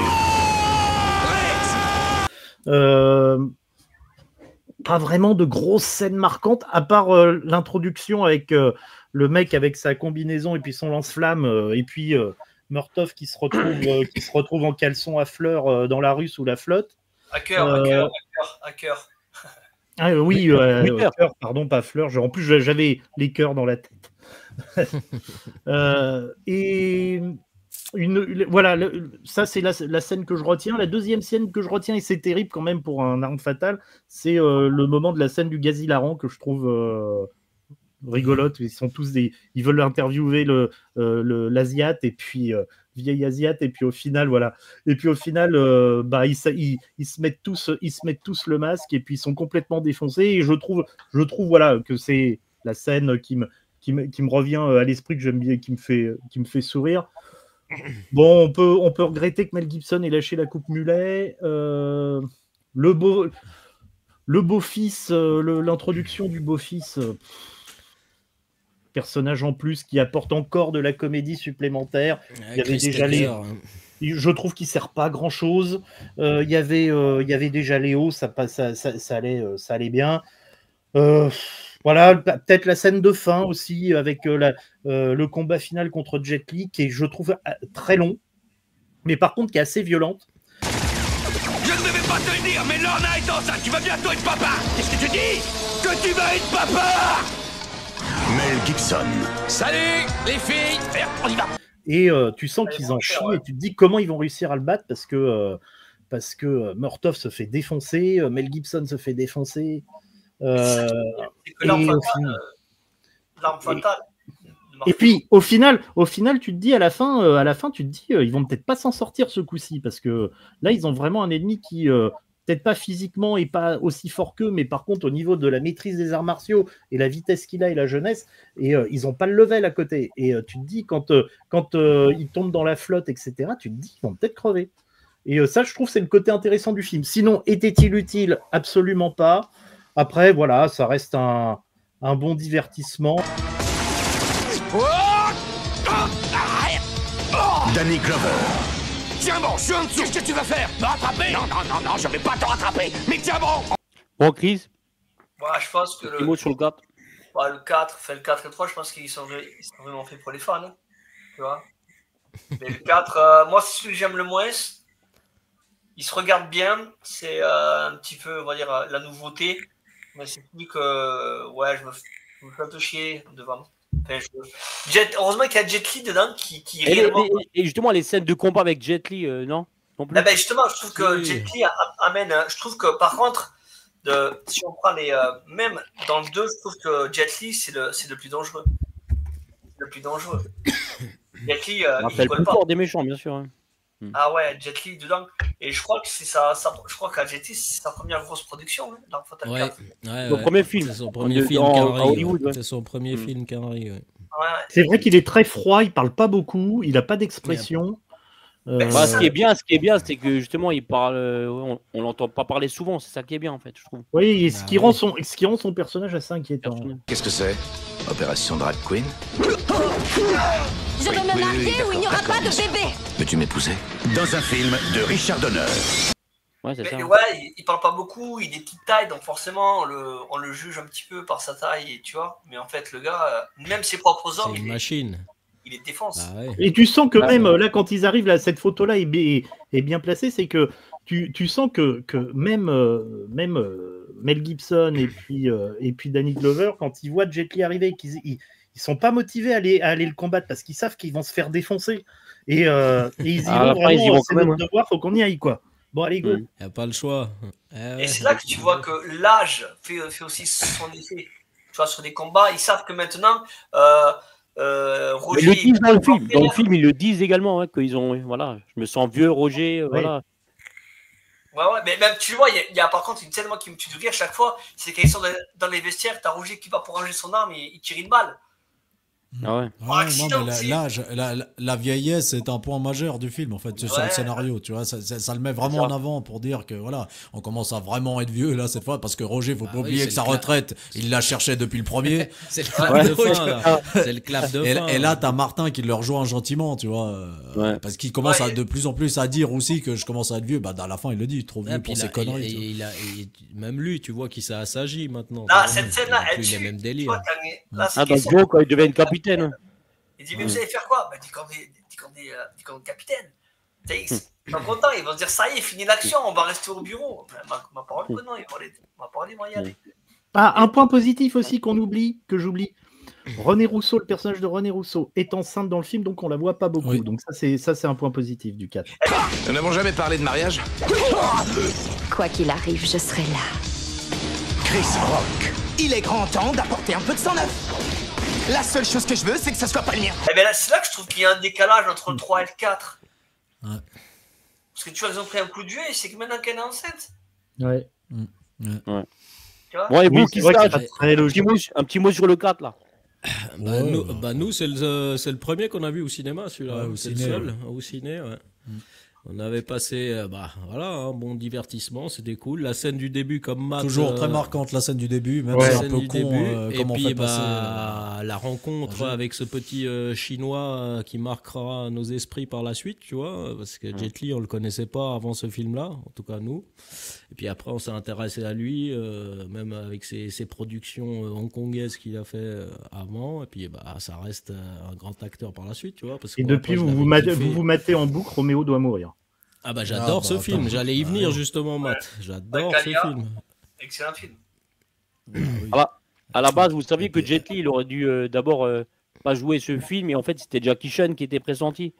Rich, qui est le suspect? Tu vois un black à l'arrière d'une voiture de police et comme ça je suis suspect? Vise l'insigne, vise le flingue. Ok. Permis de conduire, carte grise, échantillon d'urine. Mais il a refusé parce qu'en fait, il devait jouer un rôle de méchant, tu vois. Donc, heureusement, parce que je pense que ça ne l'aurait pas fait. Ouais, exactement. Mais ça aurait été intéressant de voir Jackie Chan pour une fois sérieux en tant que. Mais c'est lui qui n'a pas souhaité, en fait. C'est lui qui n'a pas souhaité faire le méchant à l'écran. Donc, mais et après, il aura son duo Jackie Chan avec les Rush Hour.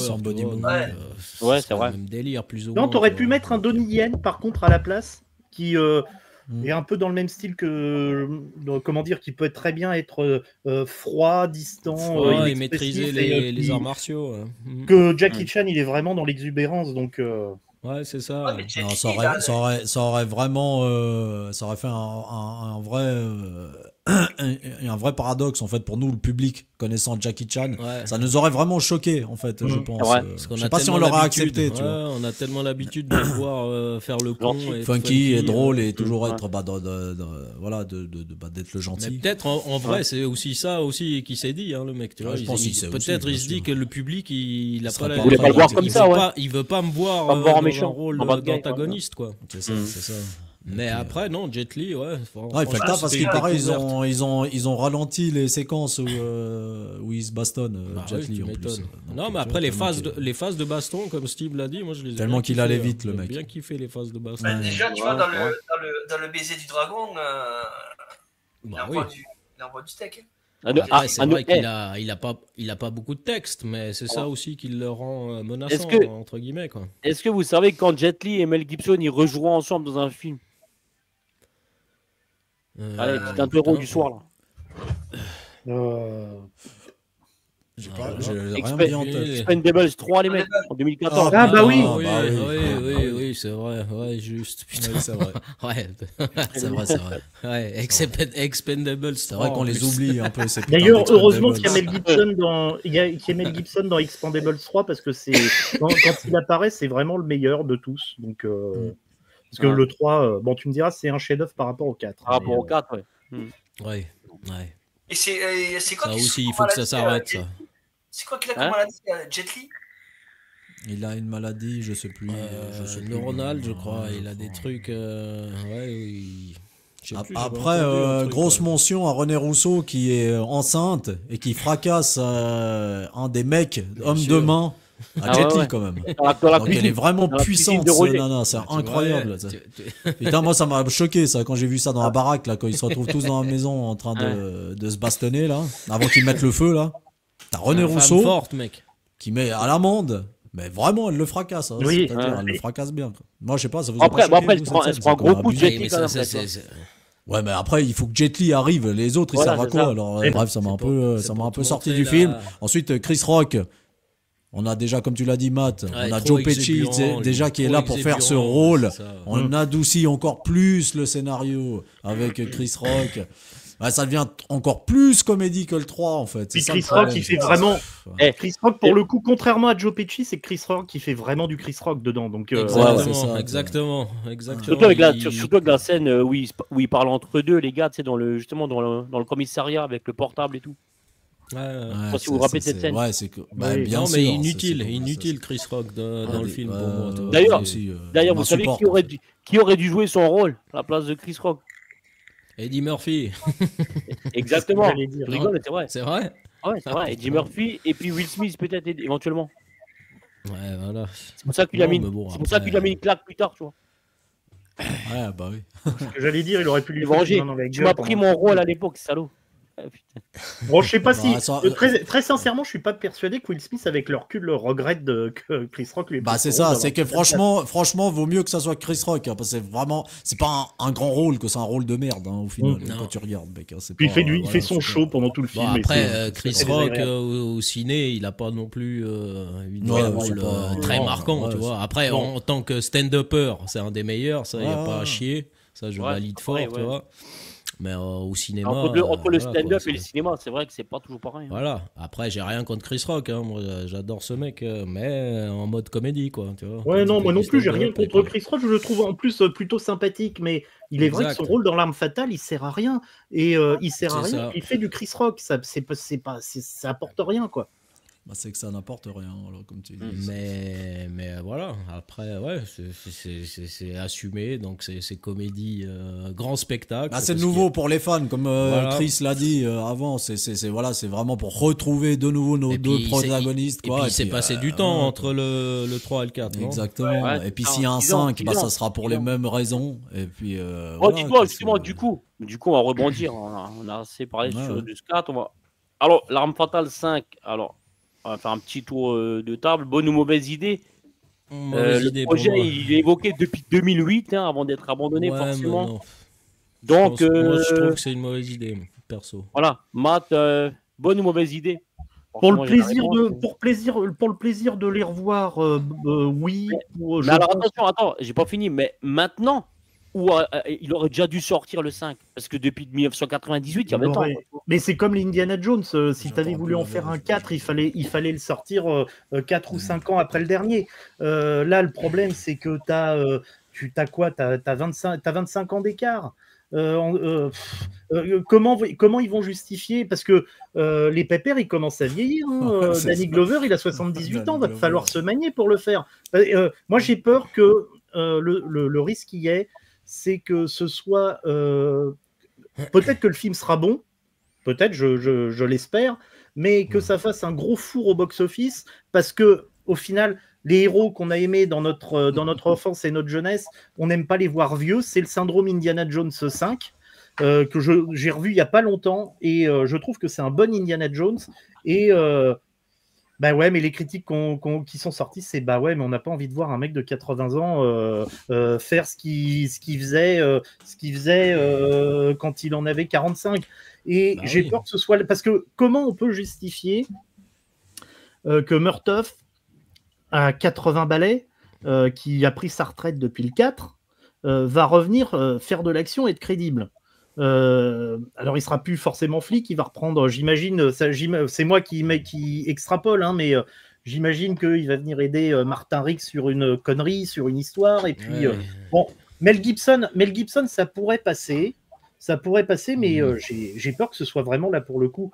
Le film de trop, pour moi, ce serait vraiment pour le plaisir de les revoir. Moi, j'aime bien revoir mes héros d'enfance vieux. Mais ma question est différente. Est-ce que tu aurais aimé voir un 5 beaucoup plus tôt? Bah oui, même si un 5 est prévu maintenant ou pas, ou est-ce que ça pourquoi bah, s'il est de bonne qualité, pourquoi pas? Moi, j'aime bien voir des suites quand effectivement, quand c'est fait 3, 4, 5 ans, allez, 10 ans après, oui, pourquoi pas. Voilà, mais là, ça fait longtemps, tu vois, le 4, il est sorti en 98, tu vois. C'est comme Indiana Jones. Indiana Jones, je trouve que entre Indiana Jones 4 et la dernière croisade, il y a un arrêt énorme entre. Il n'y a rien pendant des années et des années entre les deux. Et même entre le 4 et le 5. Ils auraient fait le 4 et le 5 avec, 4-5 ans d'écart. Ça passe. Mais là, ouais. Et je sais même pas. En plus, le pire, c'est que je sais même pas si la nouvelle génération, parce que c'est quand même eux qu'on vise. Nous, les fans de notre génération, oui, enfin les fans, je me considère pas fan de l'Arme Fatale, mais qu'on aime bien, qu'on a été le public, on a grandi avec ces films-là, on va être content sans doute d'aller les revoir, mais c'est pas nous qui allons faire le succès du film. Et est-ce que les nouvelles générations vont courir au cinéma pour aller voir deux vieux se battre et faire des blagues? Je suis pas convaincu. Et c'est le syndrome Indiana Jones 5 pour moi, c'est le risque. Hein. Moi, je suis pas d'accord. Chris, vas-y. Moi, je trouve que c'est maintenant qu'il faut le faire. Et encore le faire maintenant, si on l'aurait fait à l'époque, je pense que ça n'aurait pas été utile. Là, maintenant, on pourrait faire une très bonne suite. S'ils font pas les cons. Moi, je verrais bien une histoire, tu vois, un délire où genre Roger devient un petit peu le directeur, tu vois. Et en fait, Riggs serait un petit peu lui qui va former les nouveaux jeunes. Et parmi ces jeunes, il y a un jeune qui arrive qui est une tête brûlée comme lui l'était à l'époque. Et c'est lui qui va... Non, on aura l'Arme Fatale 6 après. Mais ça c'était... Chris qui arrive. Quoi. Ouais, non, mais Chris, ça a été déjà fait avec le Bad Boys de mes couilles, là, le 4 ou le 5. Non, mais là, franchement, on peut faire un truc vraiment... un passage de flambeau, toi. C'était le même délire. Après, je comprends ton passage de flambeau. Mais après, moi, je rejoins Matt. C'est nos héros à nous, oui, certes. Mais je veux dire, la jeune génération, elle s'en bat les couilles, tu vois, je veux dire, de Martin Riggs et puis de Roger Kakamouman. Cette direction-là. Ou alors mais après... Tu peux pas les remettre dans l'action les deux, c'est impossible. Ouais, mais est-ce que la Warner va vraiment prendre un risque, justement, de sortir un 5 si forcément la nouvelle génération, en fait, elle s'en fiche? Bah, non, tu peux avoir comme pour Flic de Beverly Hills, tu peux avoir un Amazon, il peut sortir directement sur une plateforme, tu veux dire, un Prime Video ou un Netflix ou un film de plateforme, quoi. Mais un truc comme ça qui puisse reprendre la saga, mais je pense que ce serait, si suite il y avait, ce serait le plus réaliste commercialement parlant. Surtout que Mel Gibson aujourd'hui, avec toutes les polémiques qu'il a eues, il est quand même pas au mieux de sa popularité, de sa carrière.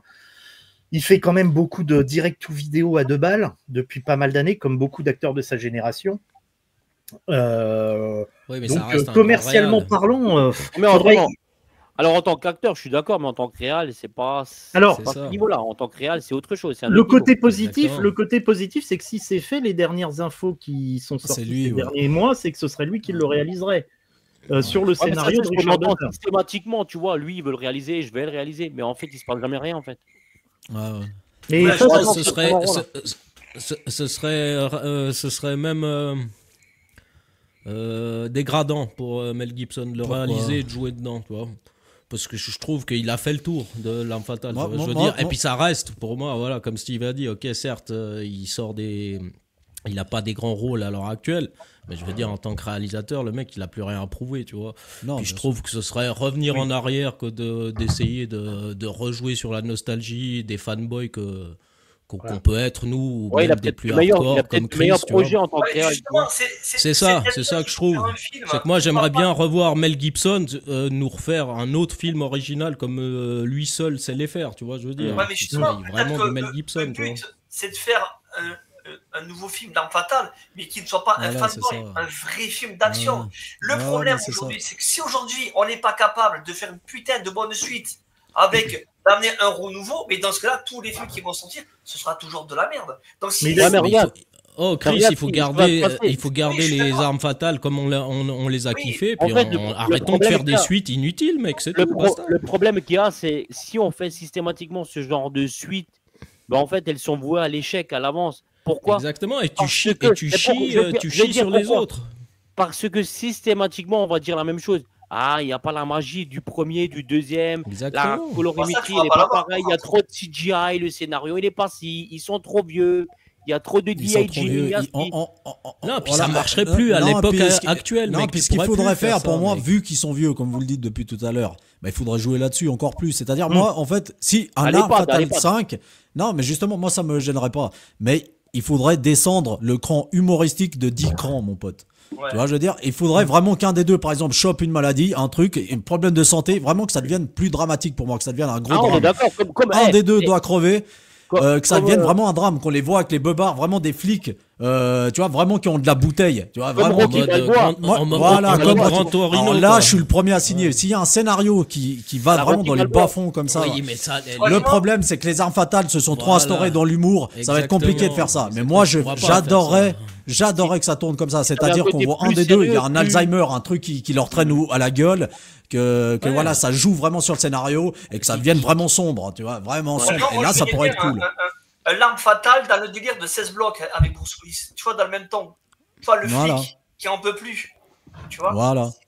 Un qui devient alcoolique et je ne sais pour quelle raison. Vraiment un truc sombre, moi je veux. Si vraiment ça tourne comme ça, où la vieillesse est vraiment le point majeur du film, que ça soit maladie, physiquement aussi, parce qu'il faut pas me faire des scènes de baston, tu vois, avec les deux, ça va être complètement con, tu vois. Comme dans Expendable, parce que dans Expendable, c'est ça qui me sort des films, c'est qui mettent des tatanes encore à des mecs de l'Est comme ça. Faut arrêter. Là, le problème de ce genre de film, quand tu fais revenir les acteurs principaux qui ont quasiment 80 balais, c'est que tu es obligé d'intégrer des acteurs jeunes pour les scènes de baston et d'action. Donc tu seras obligé, sans doute, tu peux faire revenir le genre. Tu feras sans doute un nouveau flic plus jeune encore qui est un peu dans l'esprit de Martin Rice, qui est fonceur, etc. Et c'est eux qui géreront toute la grande majorité de l'action. Donc moi je reste toujours sur ce genre de grande saga. Moi je reste sur l'esprit de Robert Zemeckis quand il parle de Retour vers le futur 4. Il y a des choses qu'il faut pas ressortir. Le problème, c'est que le 5, tôt ou tard, s'ils veulent le faire, ils peuvent le faire parce que le 4 donne l'accès à une suite. Il n'y a rien qui ferme le 5. Je sais pas. Tu peux le fermer aussi. Avec toi, je suis d'accord avec toi.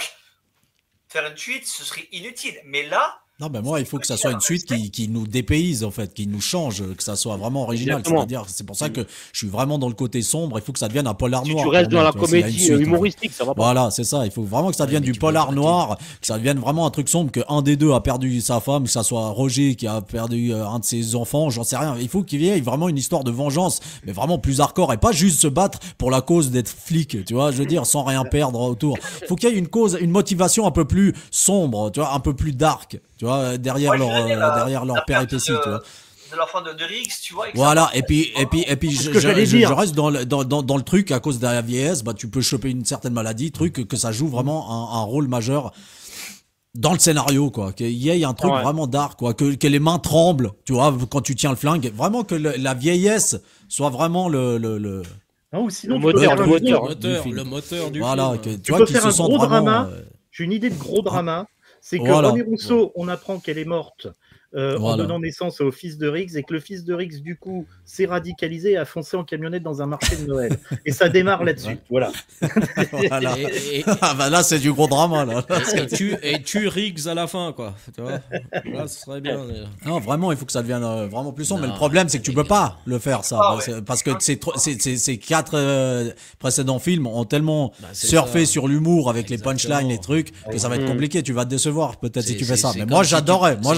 C'est comme si tu faisais un Maman, j'ai raté l'avion avec Kevin qui va se. Bah, moi, j'adorais. Moi, j'adorais ça. Quoi. Moi, j'adorais parce que tu peux. Qui devient serial killer, quoi. H, il a pas tort quand il dit, c'est vrai que tout ce qui est 90, on ne devrait plus y toucher. D'ailleurs, c'est ça, Chris, avec certains films, ça n'a pas marché. Jurassic Park. Ah oui, le flic de Beverly Hills 4, là. Moi, j'ai maté cette merde. Mais le problème, c'est que si les gens ils laissent des portes ouvertes, bien sûr qu'ils vont aller faire. Même pas. Non, parce que le 4, la fin du 4, effectivement, ça laisse une porte ouverte, mais en même temps, la photo finale où, c'est bon, on est tous contents. La famille est réunie. Après, les gars, c'est l'arme fatale, c'est pas non plus des films d'auteur où tu travailles le scénar après, où tu te fais des putains de théories et tout. Mais c'est pour ça qu'après, c'est bien que ça soit, si c'est réalisé, moi j'adorerais que ça soit Mel Gibson, parce que j'ai confiance en lui en tant que réalisateur. Ça, c'est clair. Est-ce que vous, les gars, vous avez aimé la série L'arme fatale?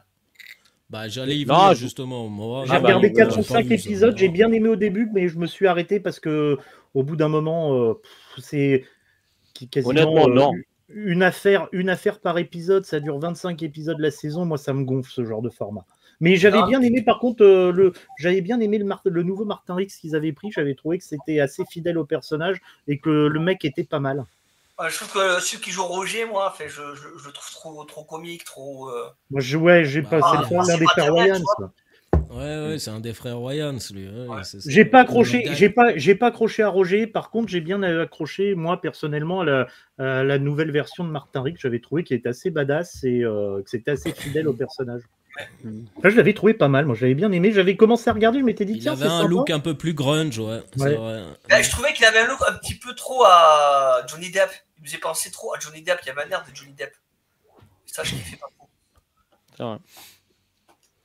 Bon, les mecs, on va terminer par un petit classement de fin, là. Donc, sans suspense, on va commencer par qui c'est H. Un petit classement des 4. Sans suspense.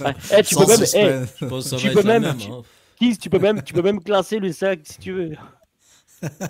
Qui n'existe pas encore. Le 5. Non, mais le 5, s'ils le font, comme j'ai dit, j'ai cité les points, j'adore.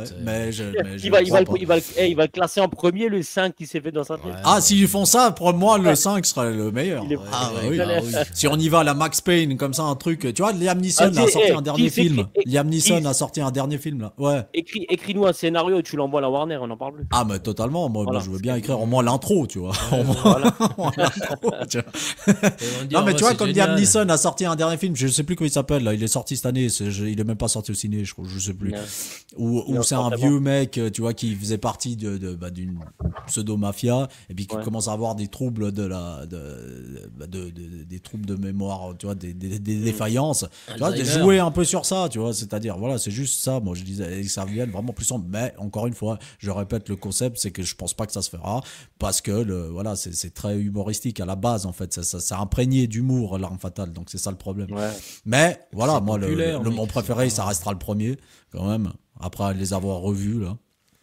Et puis le 2 qui pour moi devait se finir avec la mort malheureusement de Martin Riggs, et puis ça aurait fait une très bonne franchise, L'arme fatale 1 et 2, voilà. Après si on continue avec d'autres persos, pourquoi pas, je sais pas ce que ça aurait donné, mais la fin de Martin Riggs, pour moi, ça aurait fait une bonne conclusion de son histoire, parce qu'il faut pas, on oublie en fait avec les prochains que ce mec là à la base c'est un mec qui a fait du sale au Vietnam, voilà, il a perdu sa femme, c'est quand même un personnage torturé à la base, et je trouve qu'on oublie à partir du 3 disons qu'en fait on le reconstruit son personnage, on le reconstruit, alors c'est bien pour lui, parce que à la fin du 4, quand il va se recueillir devant la tombe de sa femme, voilà, c'est un peu touchant, mais en dehors de ça Ouais, c'est plus le même Martin Riggs que du 1, quoi, et encore moins du 2. Encore moins du 1 et moins et pas du tout du 2. Il retrouve un peu d'humanité, mec. Bah oui, mais je trouve que ça perd un peu, quoi. Oublions pas que ce mec s'est mis le flingue dans la gueule en train de vouloir se tirer. Bah, il voulait se mettre une cartouche quand même, mais je trouve que c'est oublié, quoi.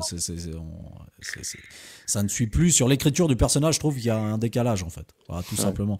Et le premier, le deuxième, et après, bon, bah, c'est kiff-kiff pour moi. Les deux autres, c'est que ça fait le taf d'un buddy movie. Ouais, je trouve que ça fait le taf d'un buddy movie, et puis voilà, basta, tu vois. C'est que tu vas au ciné, tu manges tes popcorn, et puis t'as des bonnes punchlines, comme le premier et le 2, tu vois. Et puis voilà, t'as des bonnes phases d'action, t'as un peu d'oseille dedans. Voilà. Mais au moins, ce qu'il faut dire, c'est que je trouve qu'il y avait une ambiance. Ce qu'il faut dire, donc je vais donner vite fait mon classement à moi. Donc moi, je vais placer le 2 en 1. Donc le 2, le 1, le 3 et le 4 forcément en dernier. Mais ce qu'il faut dire quand même, c'est que ces punchlines, même si finalement, en fait, on est habitué, nous, de les avoir entendus dans les années 80, c'est vrai qu'aujourd'hui, en fait, on manque cruellement de ce genre de punchline dans les films. Bah oui. Parce qu'en fait, voilà, on peut plus les entendre, tu vois, c'est plus possible d'entendre ce genre de punchline.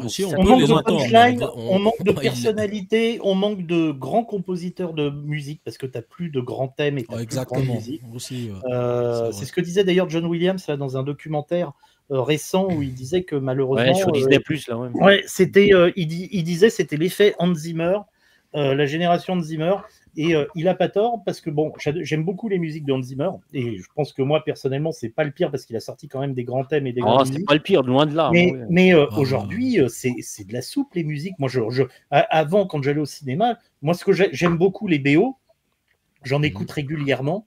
Et aujourd'hui, quand je vais voir un blockbuster, par exemple, où tu te disais, tu as un thème, tu as un truc, tu vois, tu ressors. Moi, j'aimais bien, dans les scènes d'action, tu reconnais le thème, tu as une grosse musique et tout, tu tapes du pied par terre. Il est où le thème de Terminator? Il est où le thème de Gladiator? De Gladiator. Il est où le thème, tu vois, de Alien? Le thème de Alien. Ils sont où tous ces thèmes-là? Il y a un an pile, on en parlait ici en live, mais c'est pareil. Que ce soit les BO ou bien les affiches, c'est pareil. Les affiches, il y a vraiment d'efforts de nos jours non plus, c'est pareil. Ouais, c'est ça. C'est qu'il y a de l'orchestre, ça pète, mais rien ne te reste en mémoire. Il y a pas de, c'est très formaté, c'est des musiques qui soutiennent l'action. Tu tapes pas du pied en voyant la scène d'action et en écoutant la musique en même temps. Tu la retiens plus, tu retiens plus. Mec, vous savez pourquoi? Il y a aussi trop de contenu qui sort aussi. Ouais, aussi. Je pense aussi. Ouais, c'est le problème. On bouffe trop de choses en fait. Le film là, 250 millions là, de Noël, la Red One, ou comment ça s'appelle avec The Rock. Oh, c'est merdique. J'ai commencé à regarder. C'est juste du contenu. On appelle ça du contenu, tu vois. Mais le mec, il prend 50 billets là. Bon, H, tu nous as pas donné ton classement. Oh bah moi mon classement après c'est comme toi Steve, tu vois, le 2 qui est un chouïa au-dessus du 1. Ouais. Et puis après le 3 et le 4 qui se tirent la bourre. Peut-être même le 4 avant le 3, tu vois. On va savoir parce que c'était peut-être le premier que j'avais vu au cinéma. La première rencontre avec Jet Li qui m'a marqué aussi, tu vois. Et puis voilà, mais après, voilà, encore une fois, je radote, mais j'espère qu'il n'y aura pas de Arme Fatale 5, tu vois. Ouais. Après, oui, pour les fans hardcore, peut-être qu'ils auront le plaisir, comme Chris, de revoir Mel Gibson et Danny Glover ensemble. Ça peut toucher la nostalgie aussi. Mais après, je rejoins Matt qui disait, est-ce que le jeune public... ça va leur frétiller le boule de voir deux vieillards comme ça, avec tout le respect que j'ai pour ces deux immenses acteurs, hein, et surtout Mel, que j'adore de tout mon cœur. Mais voilà, je sais pas, moi j'aimerais bien que Mel réalise un gros film comme il a pu me faire kiffer avec des Braveheart, des Apocalypto, même La Passion du Christ, que j'aime beaucoup aussi, tu vois. Donc voilà, pour moi c'était une saga des années 80 qui est super, telle qu'elle, et puis voilà quoi, basta, tu vois. Comme ça me ferait chier de revoir un Retour vers le futur 4, tu vois. Ça me casserait les couilles aussi, tu vois. Mais ils ont déjà touché et sali tellement de sagas que bon. Bah c'est ça, c'est qu'à l'heure actuelle, tout ce qu'ils ont fait, au fait, il n'y a rien pour te rassurer au fait que ah ouais, ça peut être bien. Non, rien. Un remake, reboot, mes couilles, non, c'est trop tard. Tu vois, en 2008. Créez vos trucs à vous. En 2008, quand ils ont sorti Indiana Jones. En 2008, j'avais 21 ans. J'étais super content parce que c'était le premier Indiana Jones que je pouvais découvrir au cinéma. Et j'étais content de revoir Harrison Ford reprendre le rôle, etc. Mais au final, avec le recul et la qualité quand même moyenne du film, je me dis qu'avec le recul, au final, ça aurait peut-être été bien mieux, et sans doute bien mieux qu'il s'arrête à la dernière croisade. À la limite, une réadaptation en série télé, pourquoi pas avec les moyens d'aujourd'hui, si on y met alors, les tu moyens. sais ce que j'aimerais bien? Ouais, un jeu vidéo. Ouais, un jeu vidéo en mode, tu vois, rétro. Époque début 80, mais avec un système de jeu actuel, tu vois, la GTA, troisième personne, où tu joues Martin Riggs de l'époque avec Danny Glover de l'époque. Là, je dis pas non, tu vois. Regarde Indiana Jones, le dernier jeu cartonne là, voilà. qui est sorti. Il est pas mal. Ouais. Là, je dis ok, là-dessus, ouais, ça pourrait me plaire, tu vois. Là, je serais OP, tu vois. Parce que même le jeune public, il serait plus. Et puis on n'a plus la VF de Mel Gibson aussi, faut le dire. Oui, c'est vrai que Jacques France nous a quittés. Ça a manqué aussi, tu vois. Ouais, c'est pareil. Pour bien le problème. C'est pareil dans le flic de Beverly Hills 4. Ouais. Stallone dans sa série, là, la saison 2, je l'ai pas encore regardé. Tulsa-King, ouais. Tulsa-King. Pareil, j'ai regardé la bande-annonce, ça fait bizarre quand même. Hein. Moi, de plus avoir Alain Dorval qui double Sly, ouais, pareil. Alain Dorval, c'était vraiment. Je peux pas. Je crois que je vais la regarder en VO. Et c'est pour ça aussi que j'ai pas pu. Exactement, et c'est pour ça aussi que j'ai pas pu finir le flic de Beverly Hills, parce que Medundo est plus là, mec. Pour moi, Medundo, c'est la voix de Eddie fucking Murphy, bordel de merde. On est né avec ces voix-là, donc. Bon, Matt, t'as un petit classement là.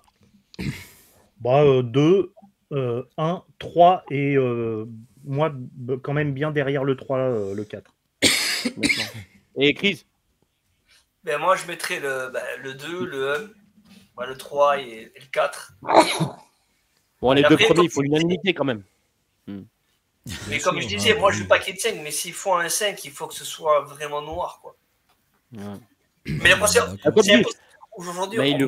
Mais même s'ils font un 5, ils vont pas aller dans le noir. Donc, non, mais même aujourd'hui, on n'est plus capable, on va pas se mentir, aujourd'hui, les films qui sortent au cinéma, il y en a très peu qui te marquent, c'est ça le problème. Tu prends le dernier là, qui est sorti, qui parle bien de lui, c'est Nosferatu, mais c'est des films, tu les vois une fois, après tu les oublies, ils te marquent pas. C'est pas des films qui durent dans le temps. Mais non, c'est vraiment de la consommation à 100%. Là, c'est des plateformes, c'est... Ah ouais, il y a la concurrence des plateformes. Il y a trop de choses. Vous aussi dans le chat, les mecs, n'hésitez pas du coup à nous donner un votre classement des 4 films de la saga. Alors là, on est arrivé au bout et je pense qu'on a été assez complet. On a même évoqué un éventuel 5e film qui fait polémique. Alors merci à vous tous d'avoir participé dans le chat, les gars. Merci. Et merci à vous tous, Kiss et H. Un petit format comme d'habitude, un petit format solo là, les gars. C'est une petite actualité qui va sortir bientôt. Actualité, non, la prochaine vidéo, ça va prendre du temps à la sortir, comme d'hab, vous savez, c'est pas des... Qu'est-ce qui va arriver en janvier, les mecs, là? Qu'est-ce qui va arriver en janvier, là? En janvier, la prochaine vidéo, normalement, sortirait en janvier. Maintenant, il y aura les lives habituels, quoi, toutes les 2 semaines. Donc, voilà, des fois, on fait des petits lives surprises... gaming, tu vois. Gaming, voilà, ça arrive sans forcément mettre trop d'attention dessus, tu vois. C'est-à-dire, on se dit, ce soir, vas-y, on se lance, on va au studio. On chill, quoi. On chill un peu. Et puis les lives, c'est toujours à sujet. Donc, le prochain live sera, quand tu sortiras la vidéo, peut-être ça sera déjà sorti. Il est déjà en ligne, c'est-à-dire le live top et flop, qui est sorti de l'année 2024.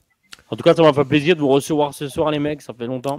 Merci à toi pour l'invitation, surtout. Merci. De rien, mec. C'est toujours un plaisir de repartager un moment avec toi, Matt. Les années 80. Retro.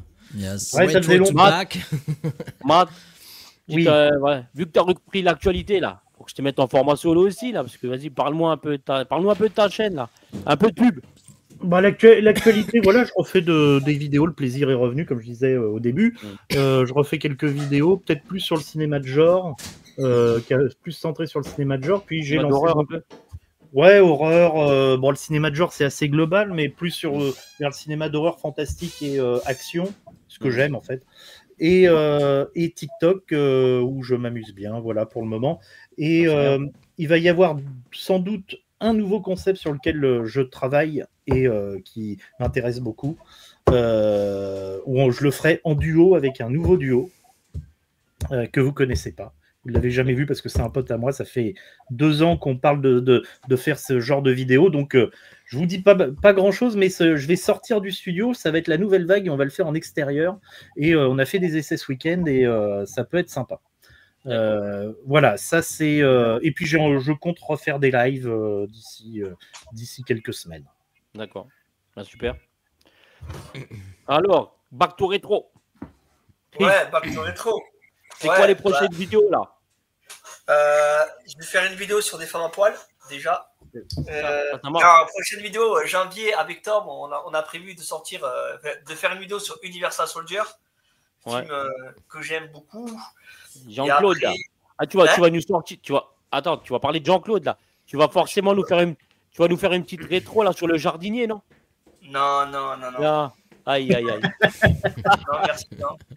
Non, et du coup, après, voilà, on a la vidéo du mois. Après, chaque semaine, aussi, je propose une petite OST, une musique de film avec une petite animation pour thématiser, tu vois.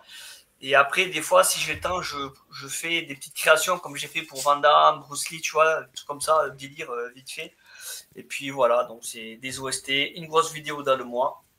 Et voilà, après avec Tom, on essaie de faire pas mal de choses sur la chaîne et on essaie. Lui, il met le paquet au niveau de la narration, et il fait un travail formidable. D'ailleurs, Tom, si tu regardes cette émission, merci à toi parce que Tom fait un travail de fou sur la narration. Non, il regarde pas. Regarde pas. Là, allez, on l'embrasse. Bisous à Tom. Allez. Le Reaper. Merci à tous vraiment d'avoir été là ce soir et d'avoir répondu présent. Et moi, je vous dis à très vite pour une prochaine vidéo dans la caverne du ciné. Les mecs, comme je dis toujours, merci beaucoup. Merci. Ouais, et vive le tout cinéma. Bon pour 2025. À 2025. Fatal, les gars, t'as Fatal 5. Ciao. Ouais, c'est ça. Ciao les mecs. Bye.